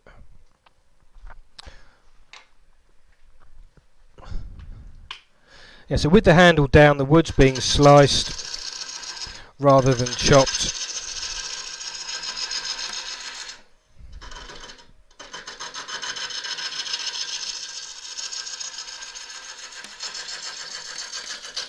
Take one more cut from the middle. Drop the tool rest a little bit. This is going to have some really lovely figure on the inside of it. I can see it already. Very exciting.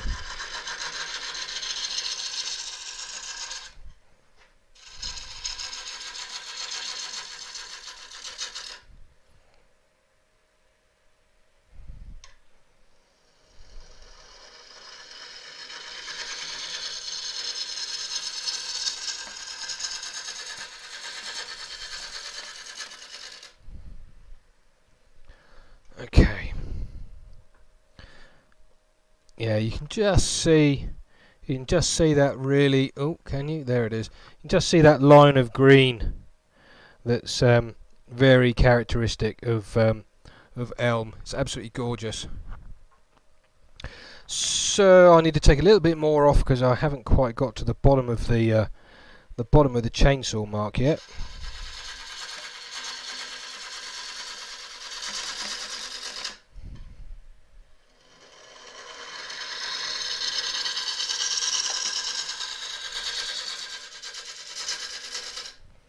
Let's just have a look at that. Yep, that's got it. Gosh, that is absolutely stunning. Look at this. Yummy, yummy, yummy. Right. I'll bring that up. I will actually start... No, I won't. I'm going to go back to the 3/8. So I'm just going to take a little bit out of here to start with, just to get the feel of the wood.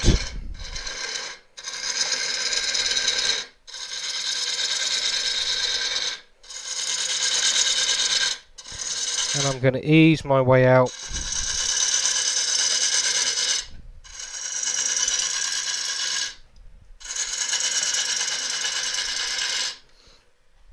And I'll just adjust this camera a little bit for you so you're in a little bit closer. I hope that's okay. Let's just lean that back a tiny bit. Oh, Helen Bailey's in the house. Hi, Helen. Whoop. Okay.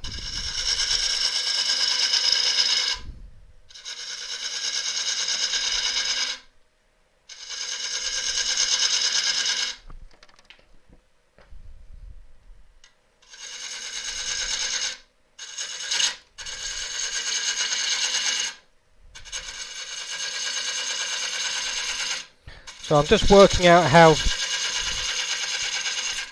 thick I want the walls here.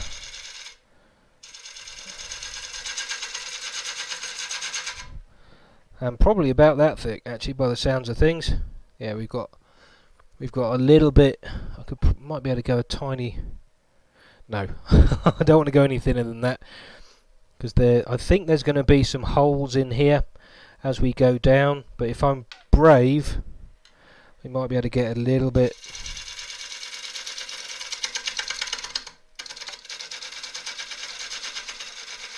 Yeah, that's what we'll do.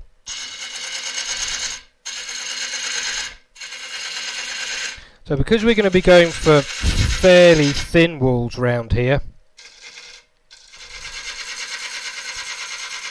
what I'm going to do is I'm just going to work my way down. I'm essentially just going to work my way down through mostly this bit to keep as much wood in the middle as I possibly can.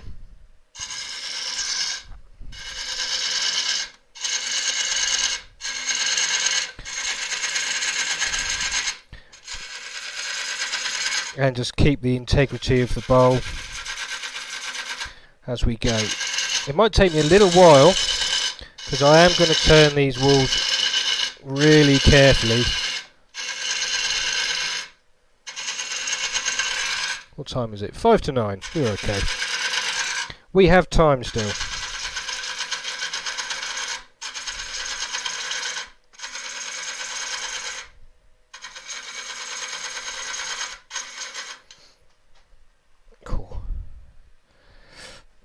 I'm going to just start taking a little bit more out the middle.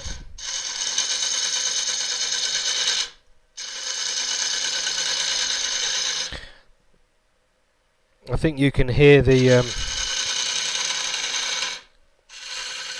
You can hear the wood on there. That's really, really clunking hard.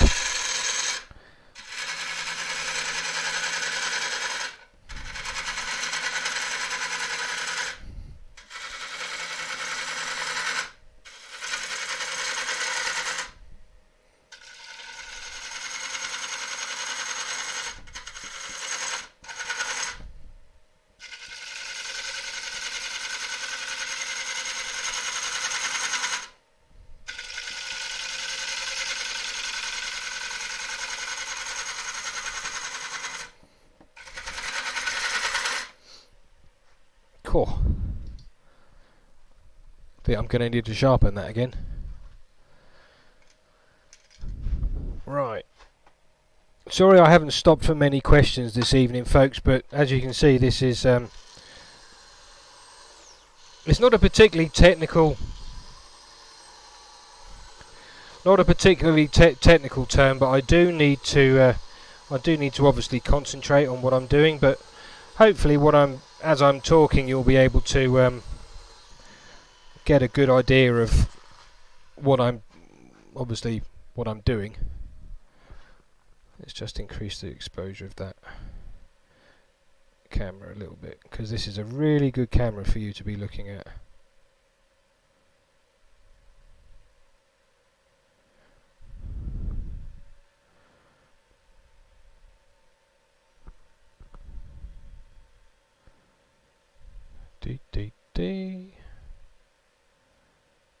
Well, that'll do. That'll have to do.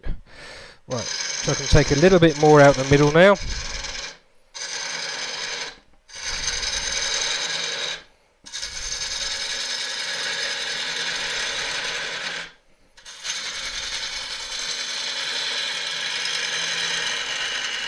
So even though I'm just hogging wood out here, I'm still making sure that my tool presentation is nice, or is at least half decent, because it is much more efficient.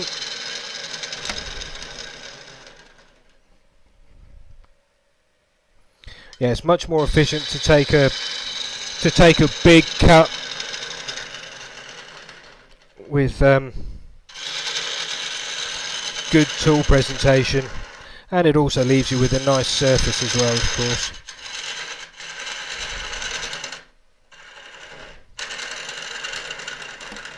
Right, the toolrest is a little bit high for that bit in the middle, so we can just lose this here as well.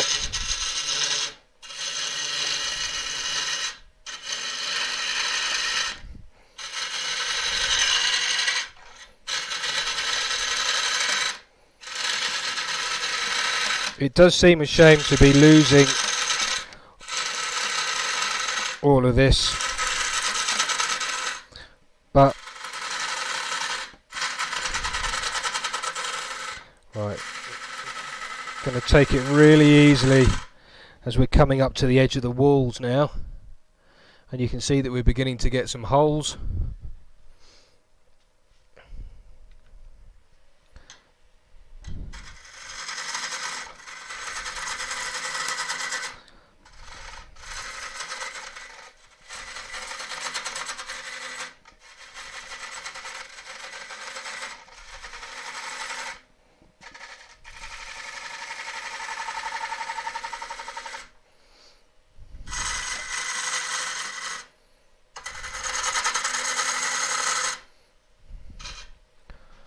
Switch gouges again for a minute. Just use a meaty gouge just to take this out.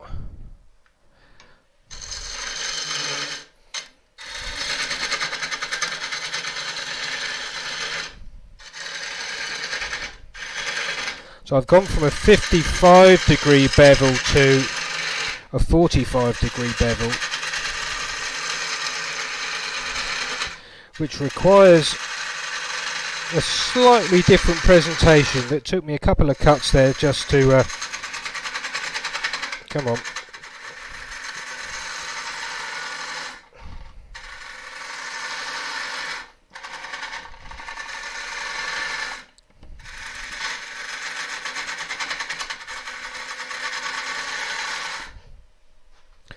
Cool, blimey. Thank you, Matt Held.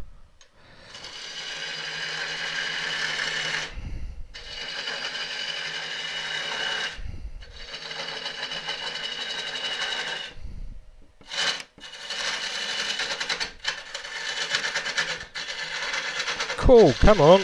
There you are.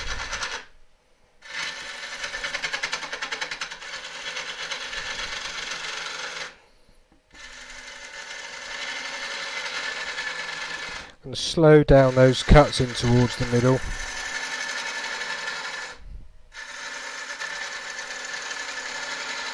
That's better.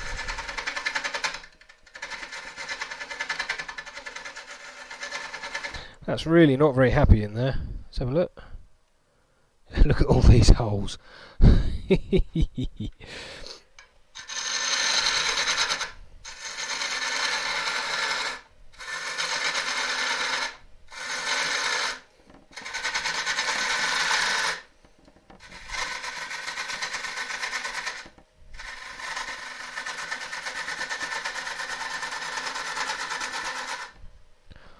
Oh, my arms are aching now.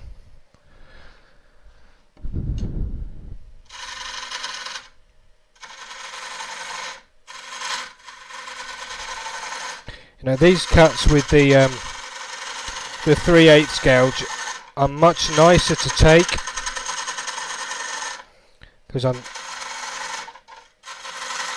I'm taking less wood away with each cut.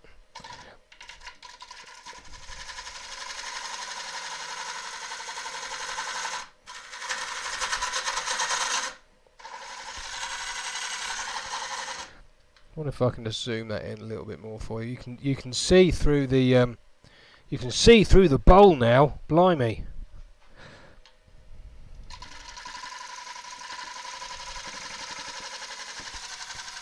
Take a super light cut through there to pick it up. Right. I need a little bit more space.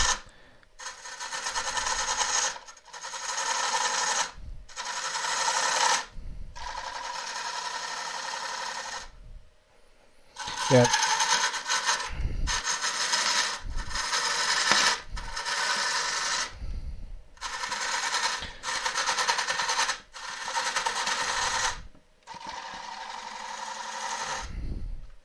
Getting there.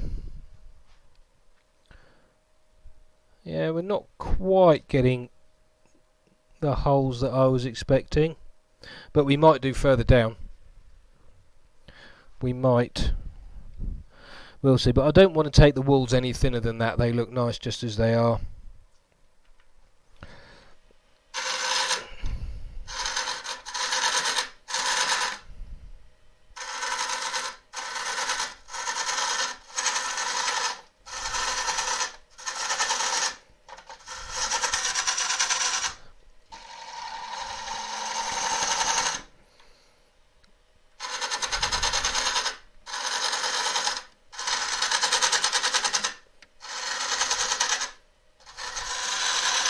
Oh, this isn't taking too long to turn the inside of.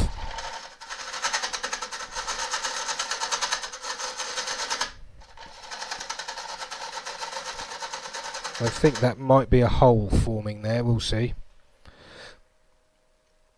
Let's just have a look round there. No, it's not.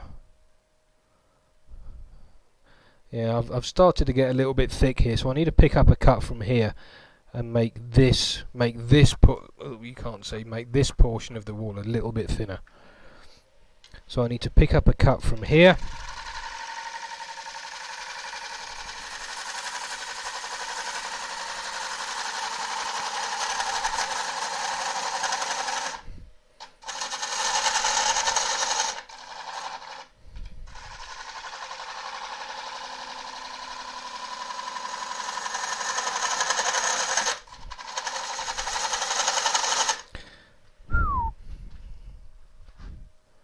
That's better.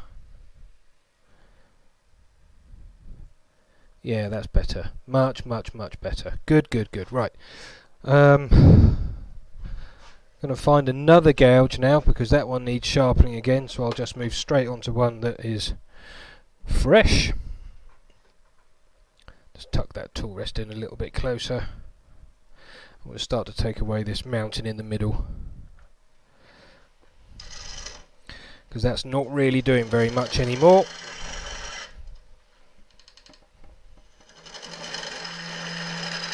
Now if you're going to be back hollowing, make sure you're really careful with back hollowing. It's not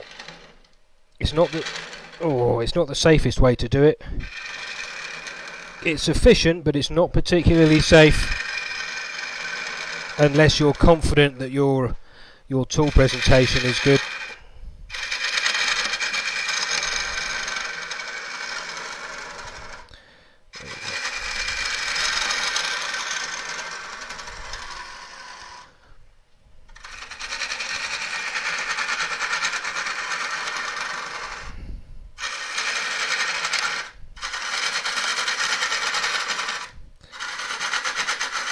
Oh, there we go.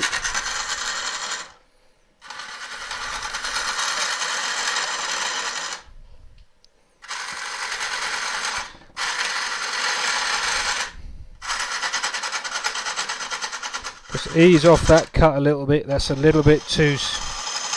There we go, that's better. So if I drop the handle a little bit, you can see just how more cleanly that cuts. Look at that. Much nicer. Much nicer. And now I can start to pick up a cut from in here to extend the wall down a bit. In fact, the gouge probably needs a sharpen.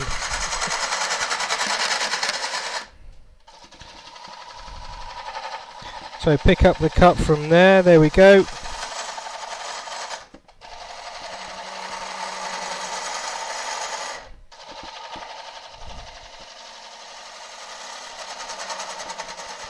Steady.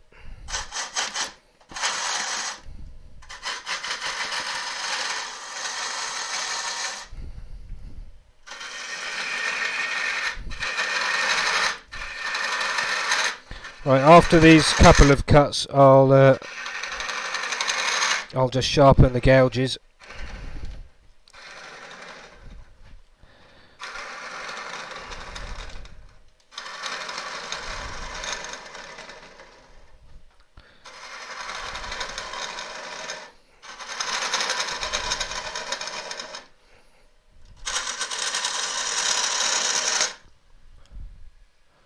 Cool. Yeah, I hope you're all enjoying your conversation. Whoop.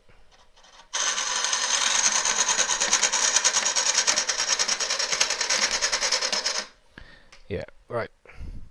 Time to sharpen the gouges again. So I'll do all of them, so I'll be a couple of minutes. That's why we get an edge back on these, because may as well do them all while I'm here.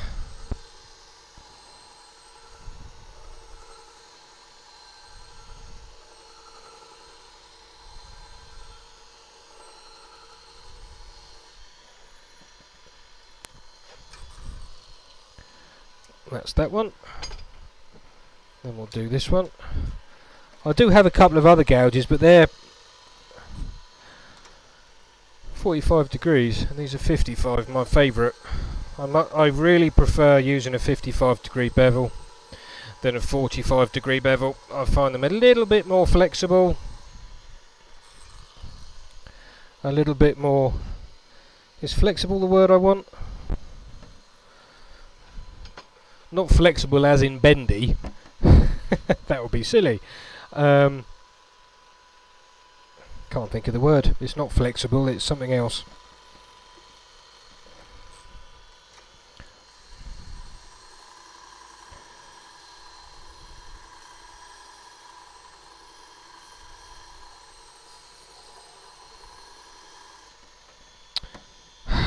Can't remember. I can't think what the word is I'm looking for, so...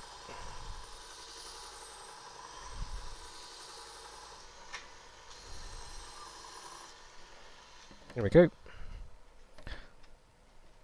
Oh. Right, I'm going to take a couple more little cuts down there.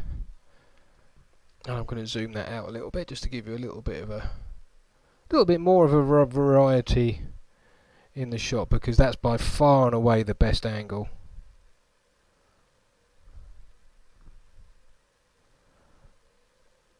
Let's see if I can get a little bit more light in there for you as well. No, okay. Right, should we look at the over the shoulder view for a minute? There we go. So you can see what I'm doing from up there. Stop the lathe and just turn that in. Okay. So I'm back to using the 45-degree half-inch gouge, just to take a little bit more of the stock away.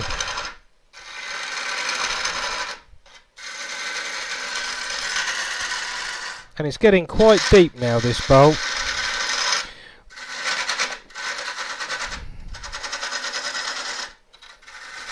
Whoop.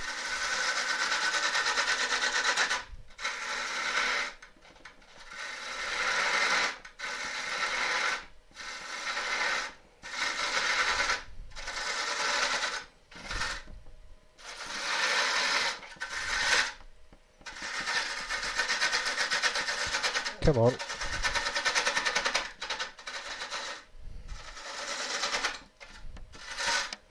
You know, I think I'm going to stick to a gouge that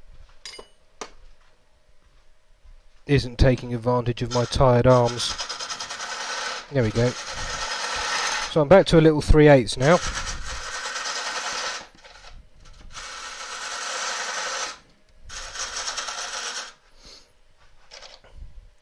So I'm just going to work out where I need, so about there. So somewhere about there I can start to take the wall back down a little bit. So I'm going to pick up a cut in there somewhere. There we go.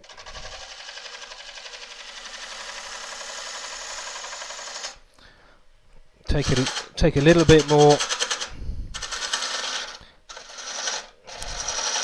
Let's take it.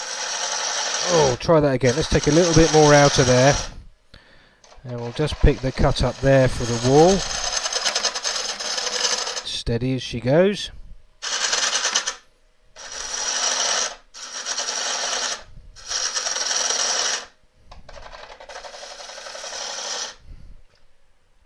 I'm going to stop there and just have a little feel. I've got a little ridge just there.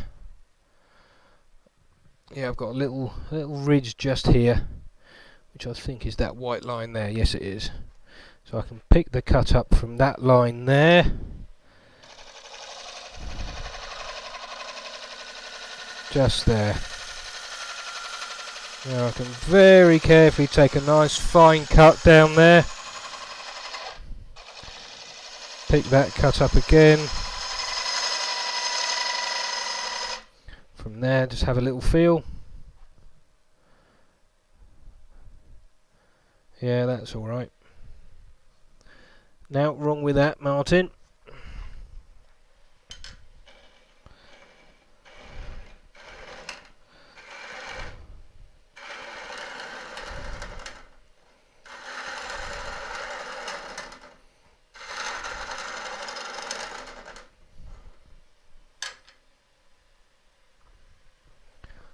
There we go.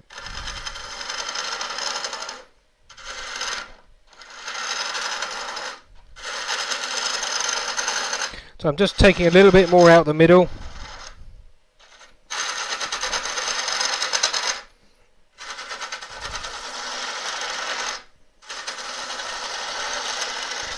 Really, really tough now.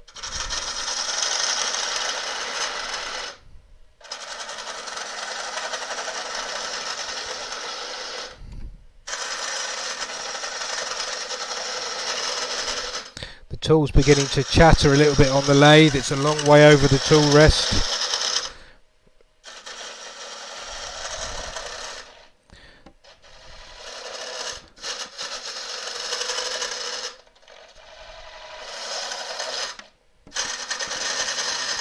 Cool.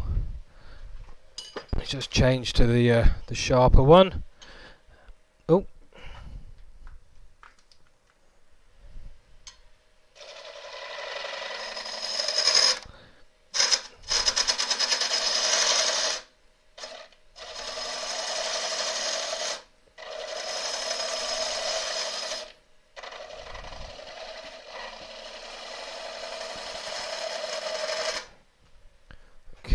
stop there. I'm just checking my wall thickness again. Colin French, I can read that.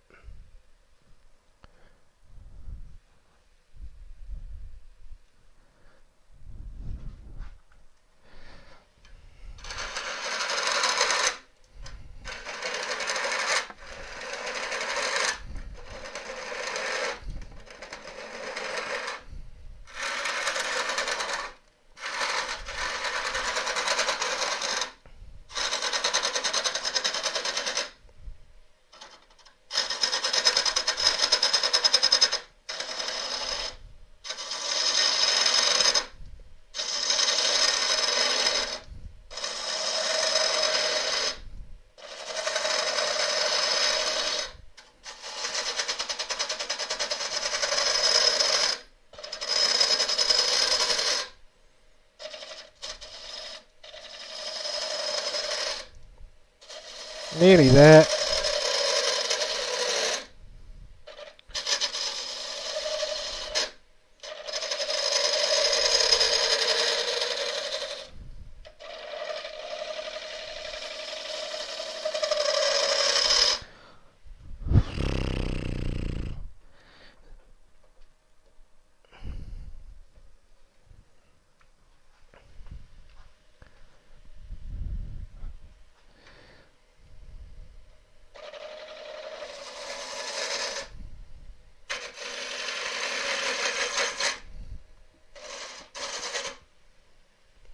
Right, I've got a little way to go and I'm going to need to start turning the bowl.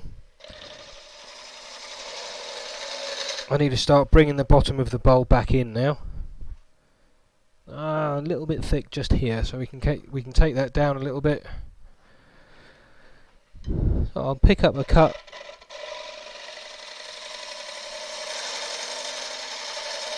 Around here, just take that. We'll take that down there. Just take it a little bit more from here as well. I might even get a little bit more speed into the lathe too. About there.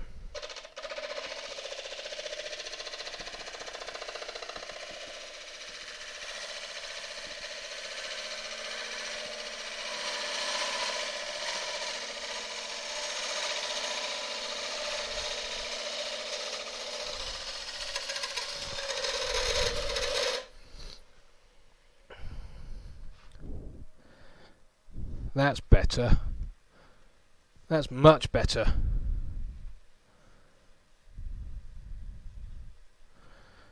Right. Now we can get right down to the bottom there.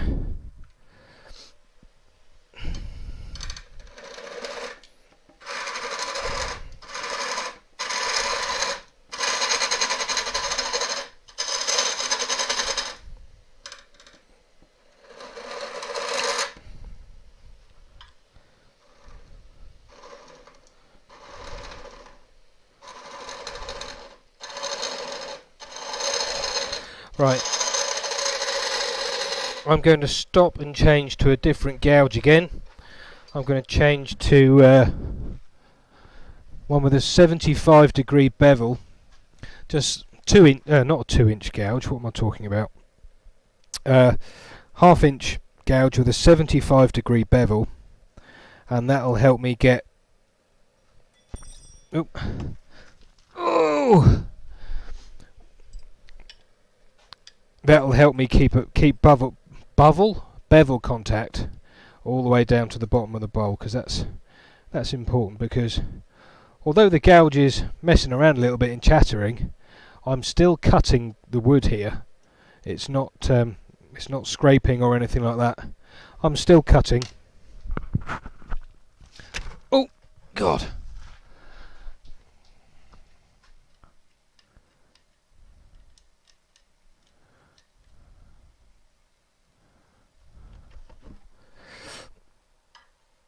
Right, so I've now got a 75-degree bevel on the bottom. I think you can see that. They're proper steep. And now I've got that Let's just lower the tool rest a little bit. And now I've got that really steep angle on the bottom. It means I'm not leaning quite so far round to my left in order to keep bevel contact. Oh, let's just show you that one there.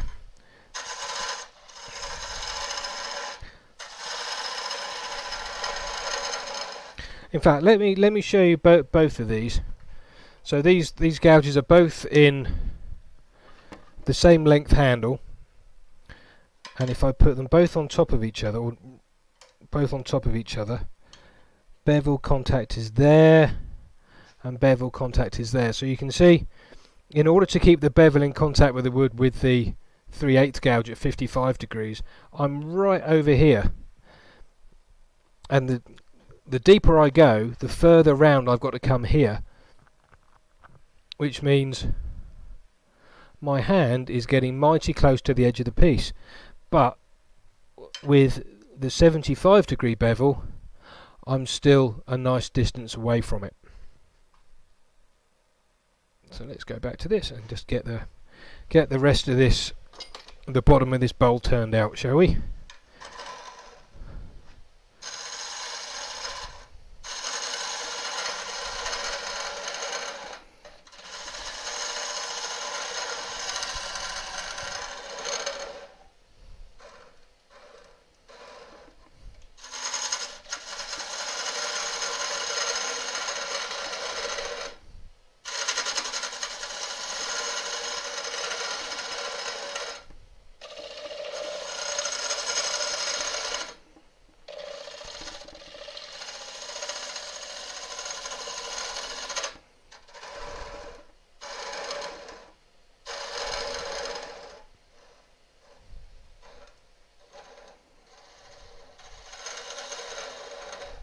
Nearly there.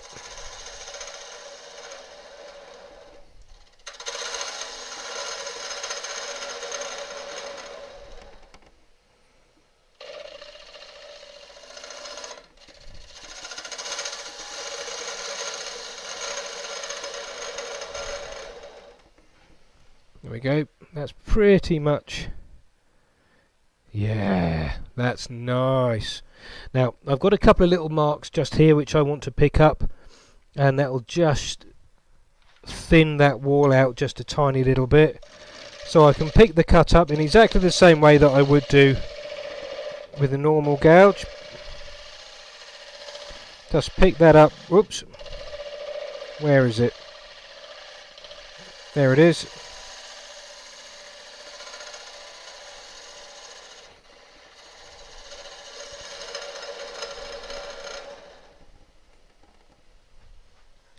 And then I just want to feel how round that bottom is. That feels really nice.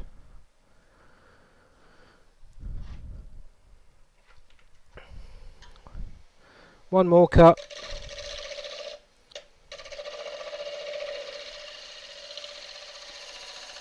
There it is.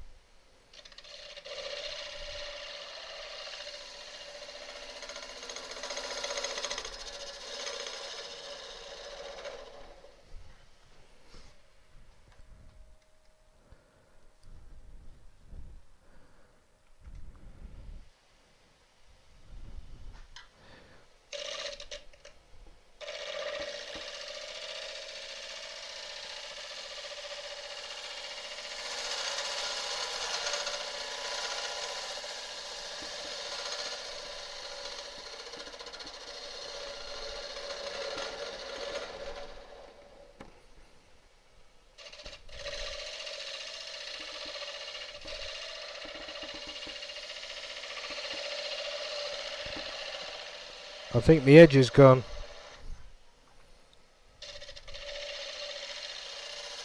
Oh no, it hasn't.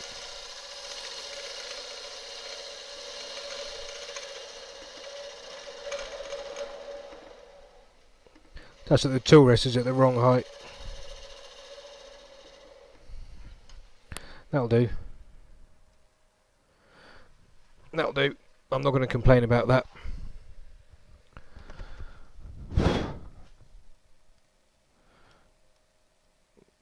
There we are. I'm quite happy about that. Oh, massive headache. Massive headache. I had that too tight. Right. I'll do a little bit of finishing on the inside there. Yes, I really don't like a curved tool rest. Much prefer a straight one.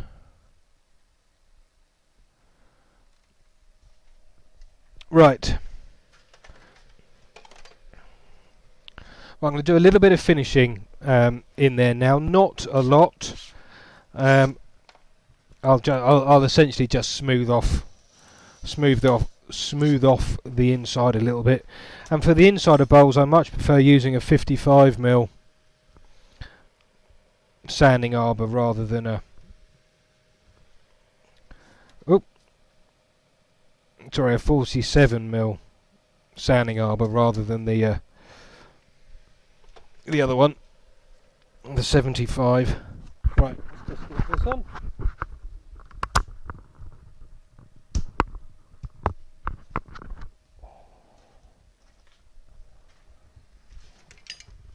Okay, move that out of the way.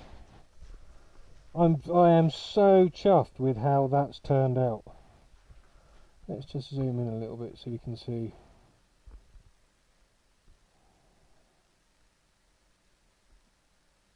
Come on, focus. There you go. Okay, so there's the centre of the piece. And if I just roll this round, you can see that the gouge, a nice sharp gouge with decent tool presentation. Oh look, there's a little hole just at the top there. So the gouge with decent tool presentation has done a really nice job of keeping that surface nice. So I'm just going to swing the exhaust round again. Not the exhaust, it's the extractor. Must be getting tired. Right, glasses on.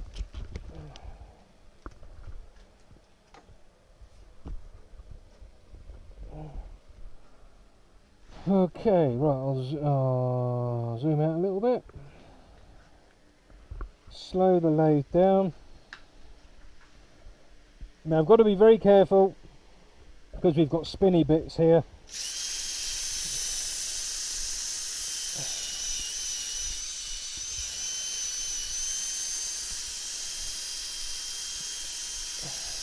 And we've got some holes up here by the rim.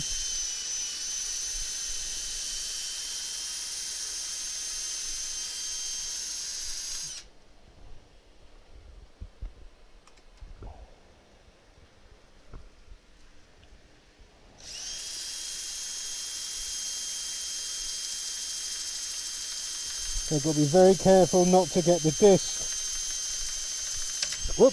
caught like that.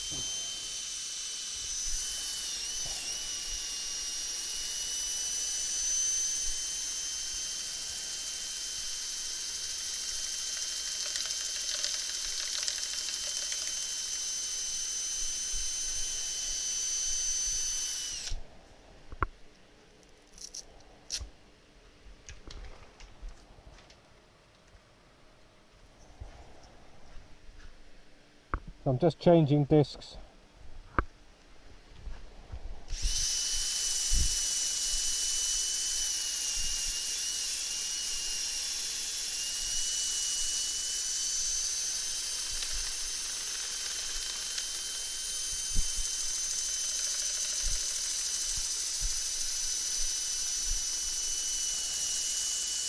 So I'm keeping the head of the drill moving here because I want to make sure that the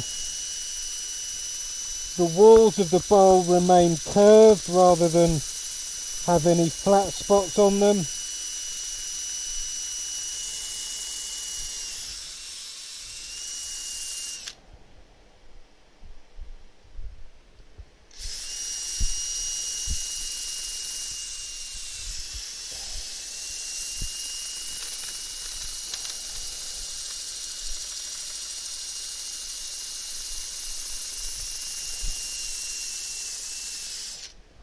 I think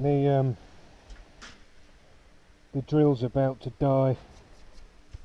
Oh, I've got a spare battery, right, and then we can just blow that out.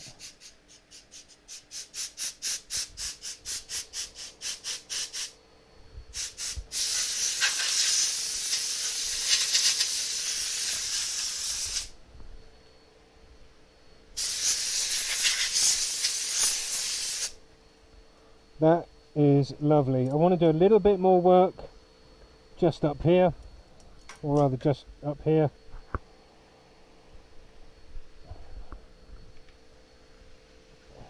I'm going to change the battery on the oh, I didn't put the other battery. Oh yes I did.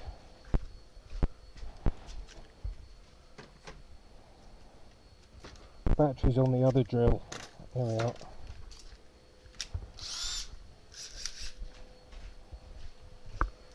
So a little bit more work up near the top.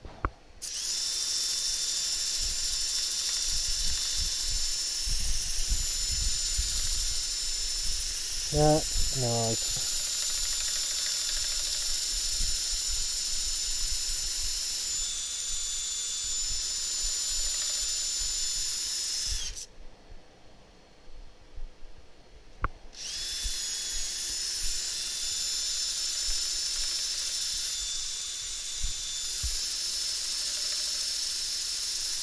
So as you can see there, I'm just keeping the drill moving all the time.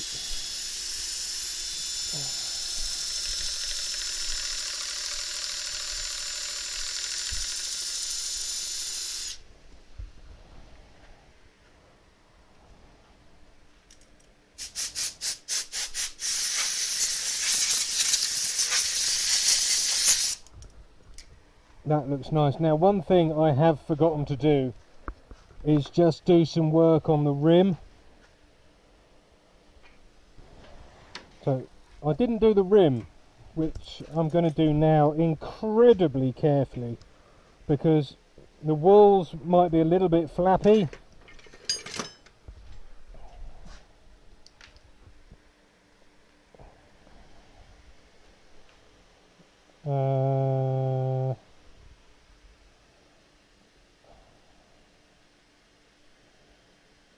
There you go.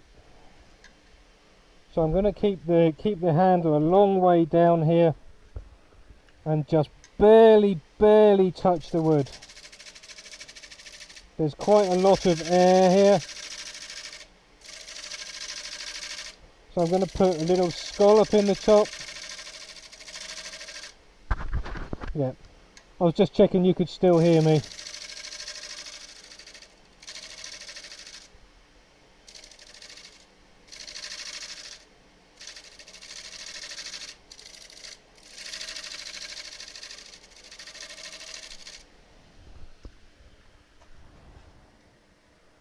There we go. A little bit of tear out up there, so let's just try and take that out.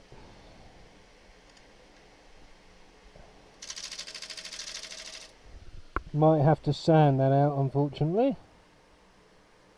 Oh no, that's not too bad. But that's quite nice actually. I'm liking that.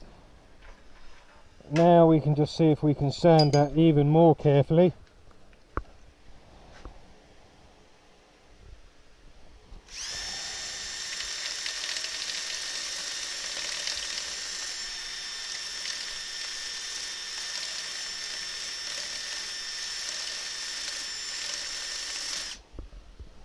Slow the lathe down a minute.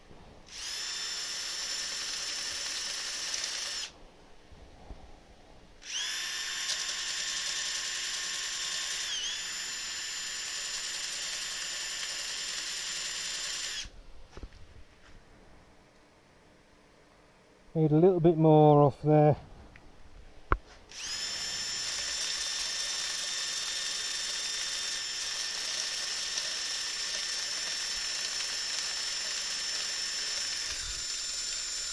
Well, you can't really see what I'm doing, hang on. There you go. That's a bit better.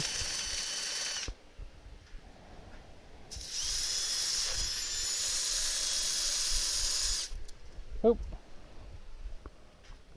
my thingy fell out. Ugh. There we go. The chuck just opened up a bit, that's all. There we go. Do a little bit more on the outside.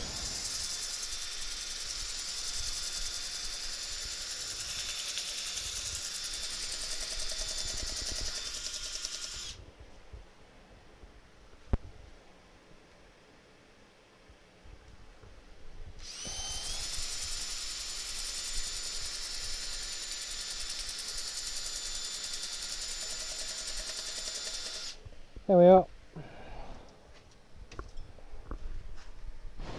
And I think I'm ready to call that done for tonight, because it's going to take me a little while to essentially hand sand most of the outside.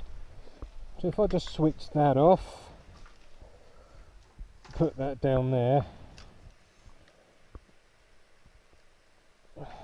Bear with me a minute. Ugh.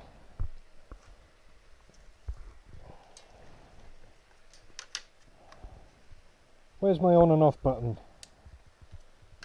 There it is. You'll have to excuse me 1 second just while I sort this out. Ooh, which way am I doing this? That way.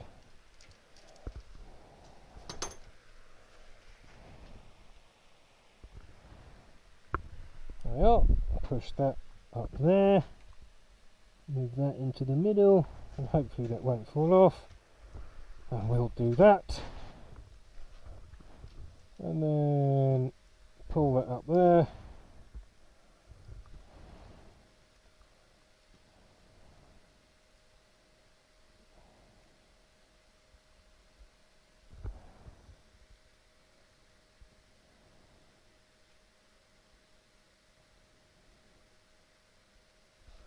There we are. So it's not sanded to completion, but it is at least turned, And if you don't mind me saying so, it's looking rather good. Oh, I really enjoyed that. Still got a little bit of work to do on it. Ooh. There we are, I'll just put that there. And then if I just swing the overhead camera around. Oh. Can I get you to see that a little bit better? Yeah, there we go. And that's the inside.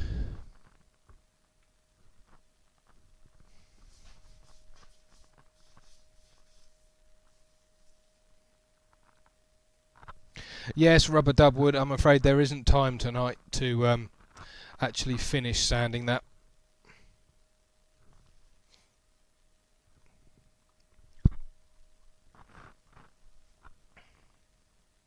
Oh, I'm rather pleased with that. That looks rather nice.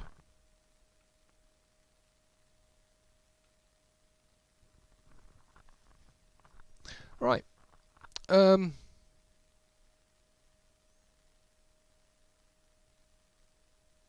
What was I saying? Yes, right.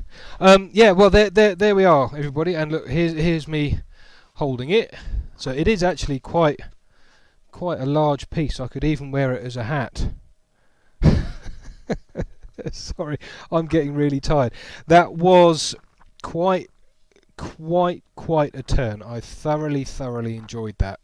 The outside of this piece is looking absolutely gorgeous. And I'm sorry that I can't finish it properly tonight, but there just isn't time, I'm afraid. But I will obviously post up on Facebook and Instagram when I have finished it. I might get round to finishing it tomorrow. I don't know yet. We'll see.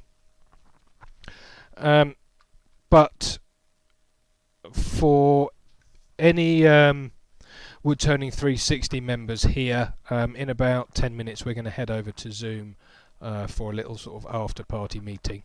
So if you are a member of Woodturning 360, check the Facebook group as I put a link to the Zoom meeting in there. Mary Alice, thank you very much. Leisure, the inside needs something. Yes, it does. It needs sanding properly and some oil. Thank you, Phil C. And Helen Theron. Nice to see you. Well, thank you for joining.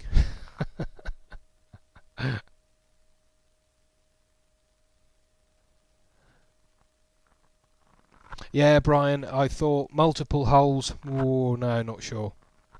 Paul Howard, thank you very much.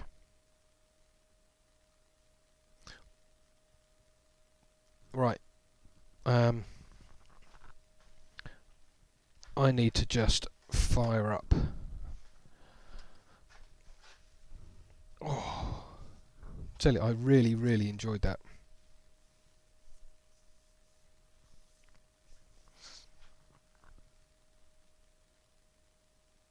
Rubber Dubwood, yeah, Hampshire Sheen does do a decent Danish oil, and I will finish it with the oil. I did make that decision earlier on, that no matter what I did to the outside of it, whether I added colour or whatever, it will be finished with Danish oil, definitely. Thank you, Ian. Oh, Ian, hopefully see you over in Zoom in a minute. Heather Edwards, you're welcome. Thank you very much. Julia, you too. Philip Pattinson, how will you mount it to finish the bottom?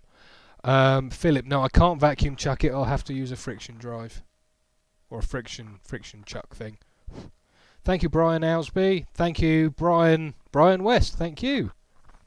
Glad you enjoyed that.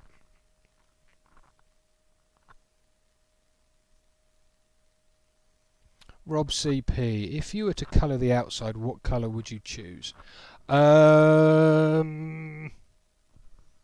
know what, Rob? I don't know. I'm looking at it, and I'm thinking that it could go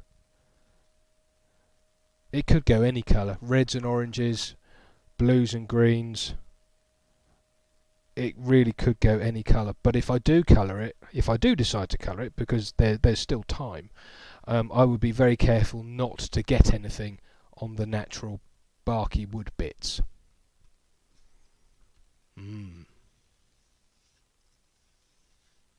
Thank you, Mark Stroughton. Oh, work calls, sorry. Yeah, so I don't know yet. I still haven't decided.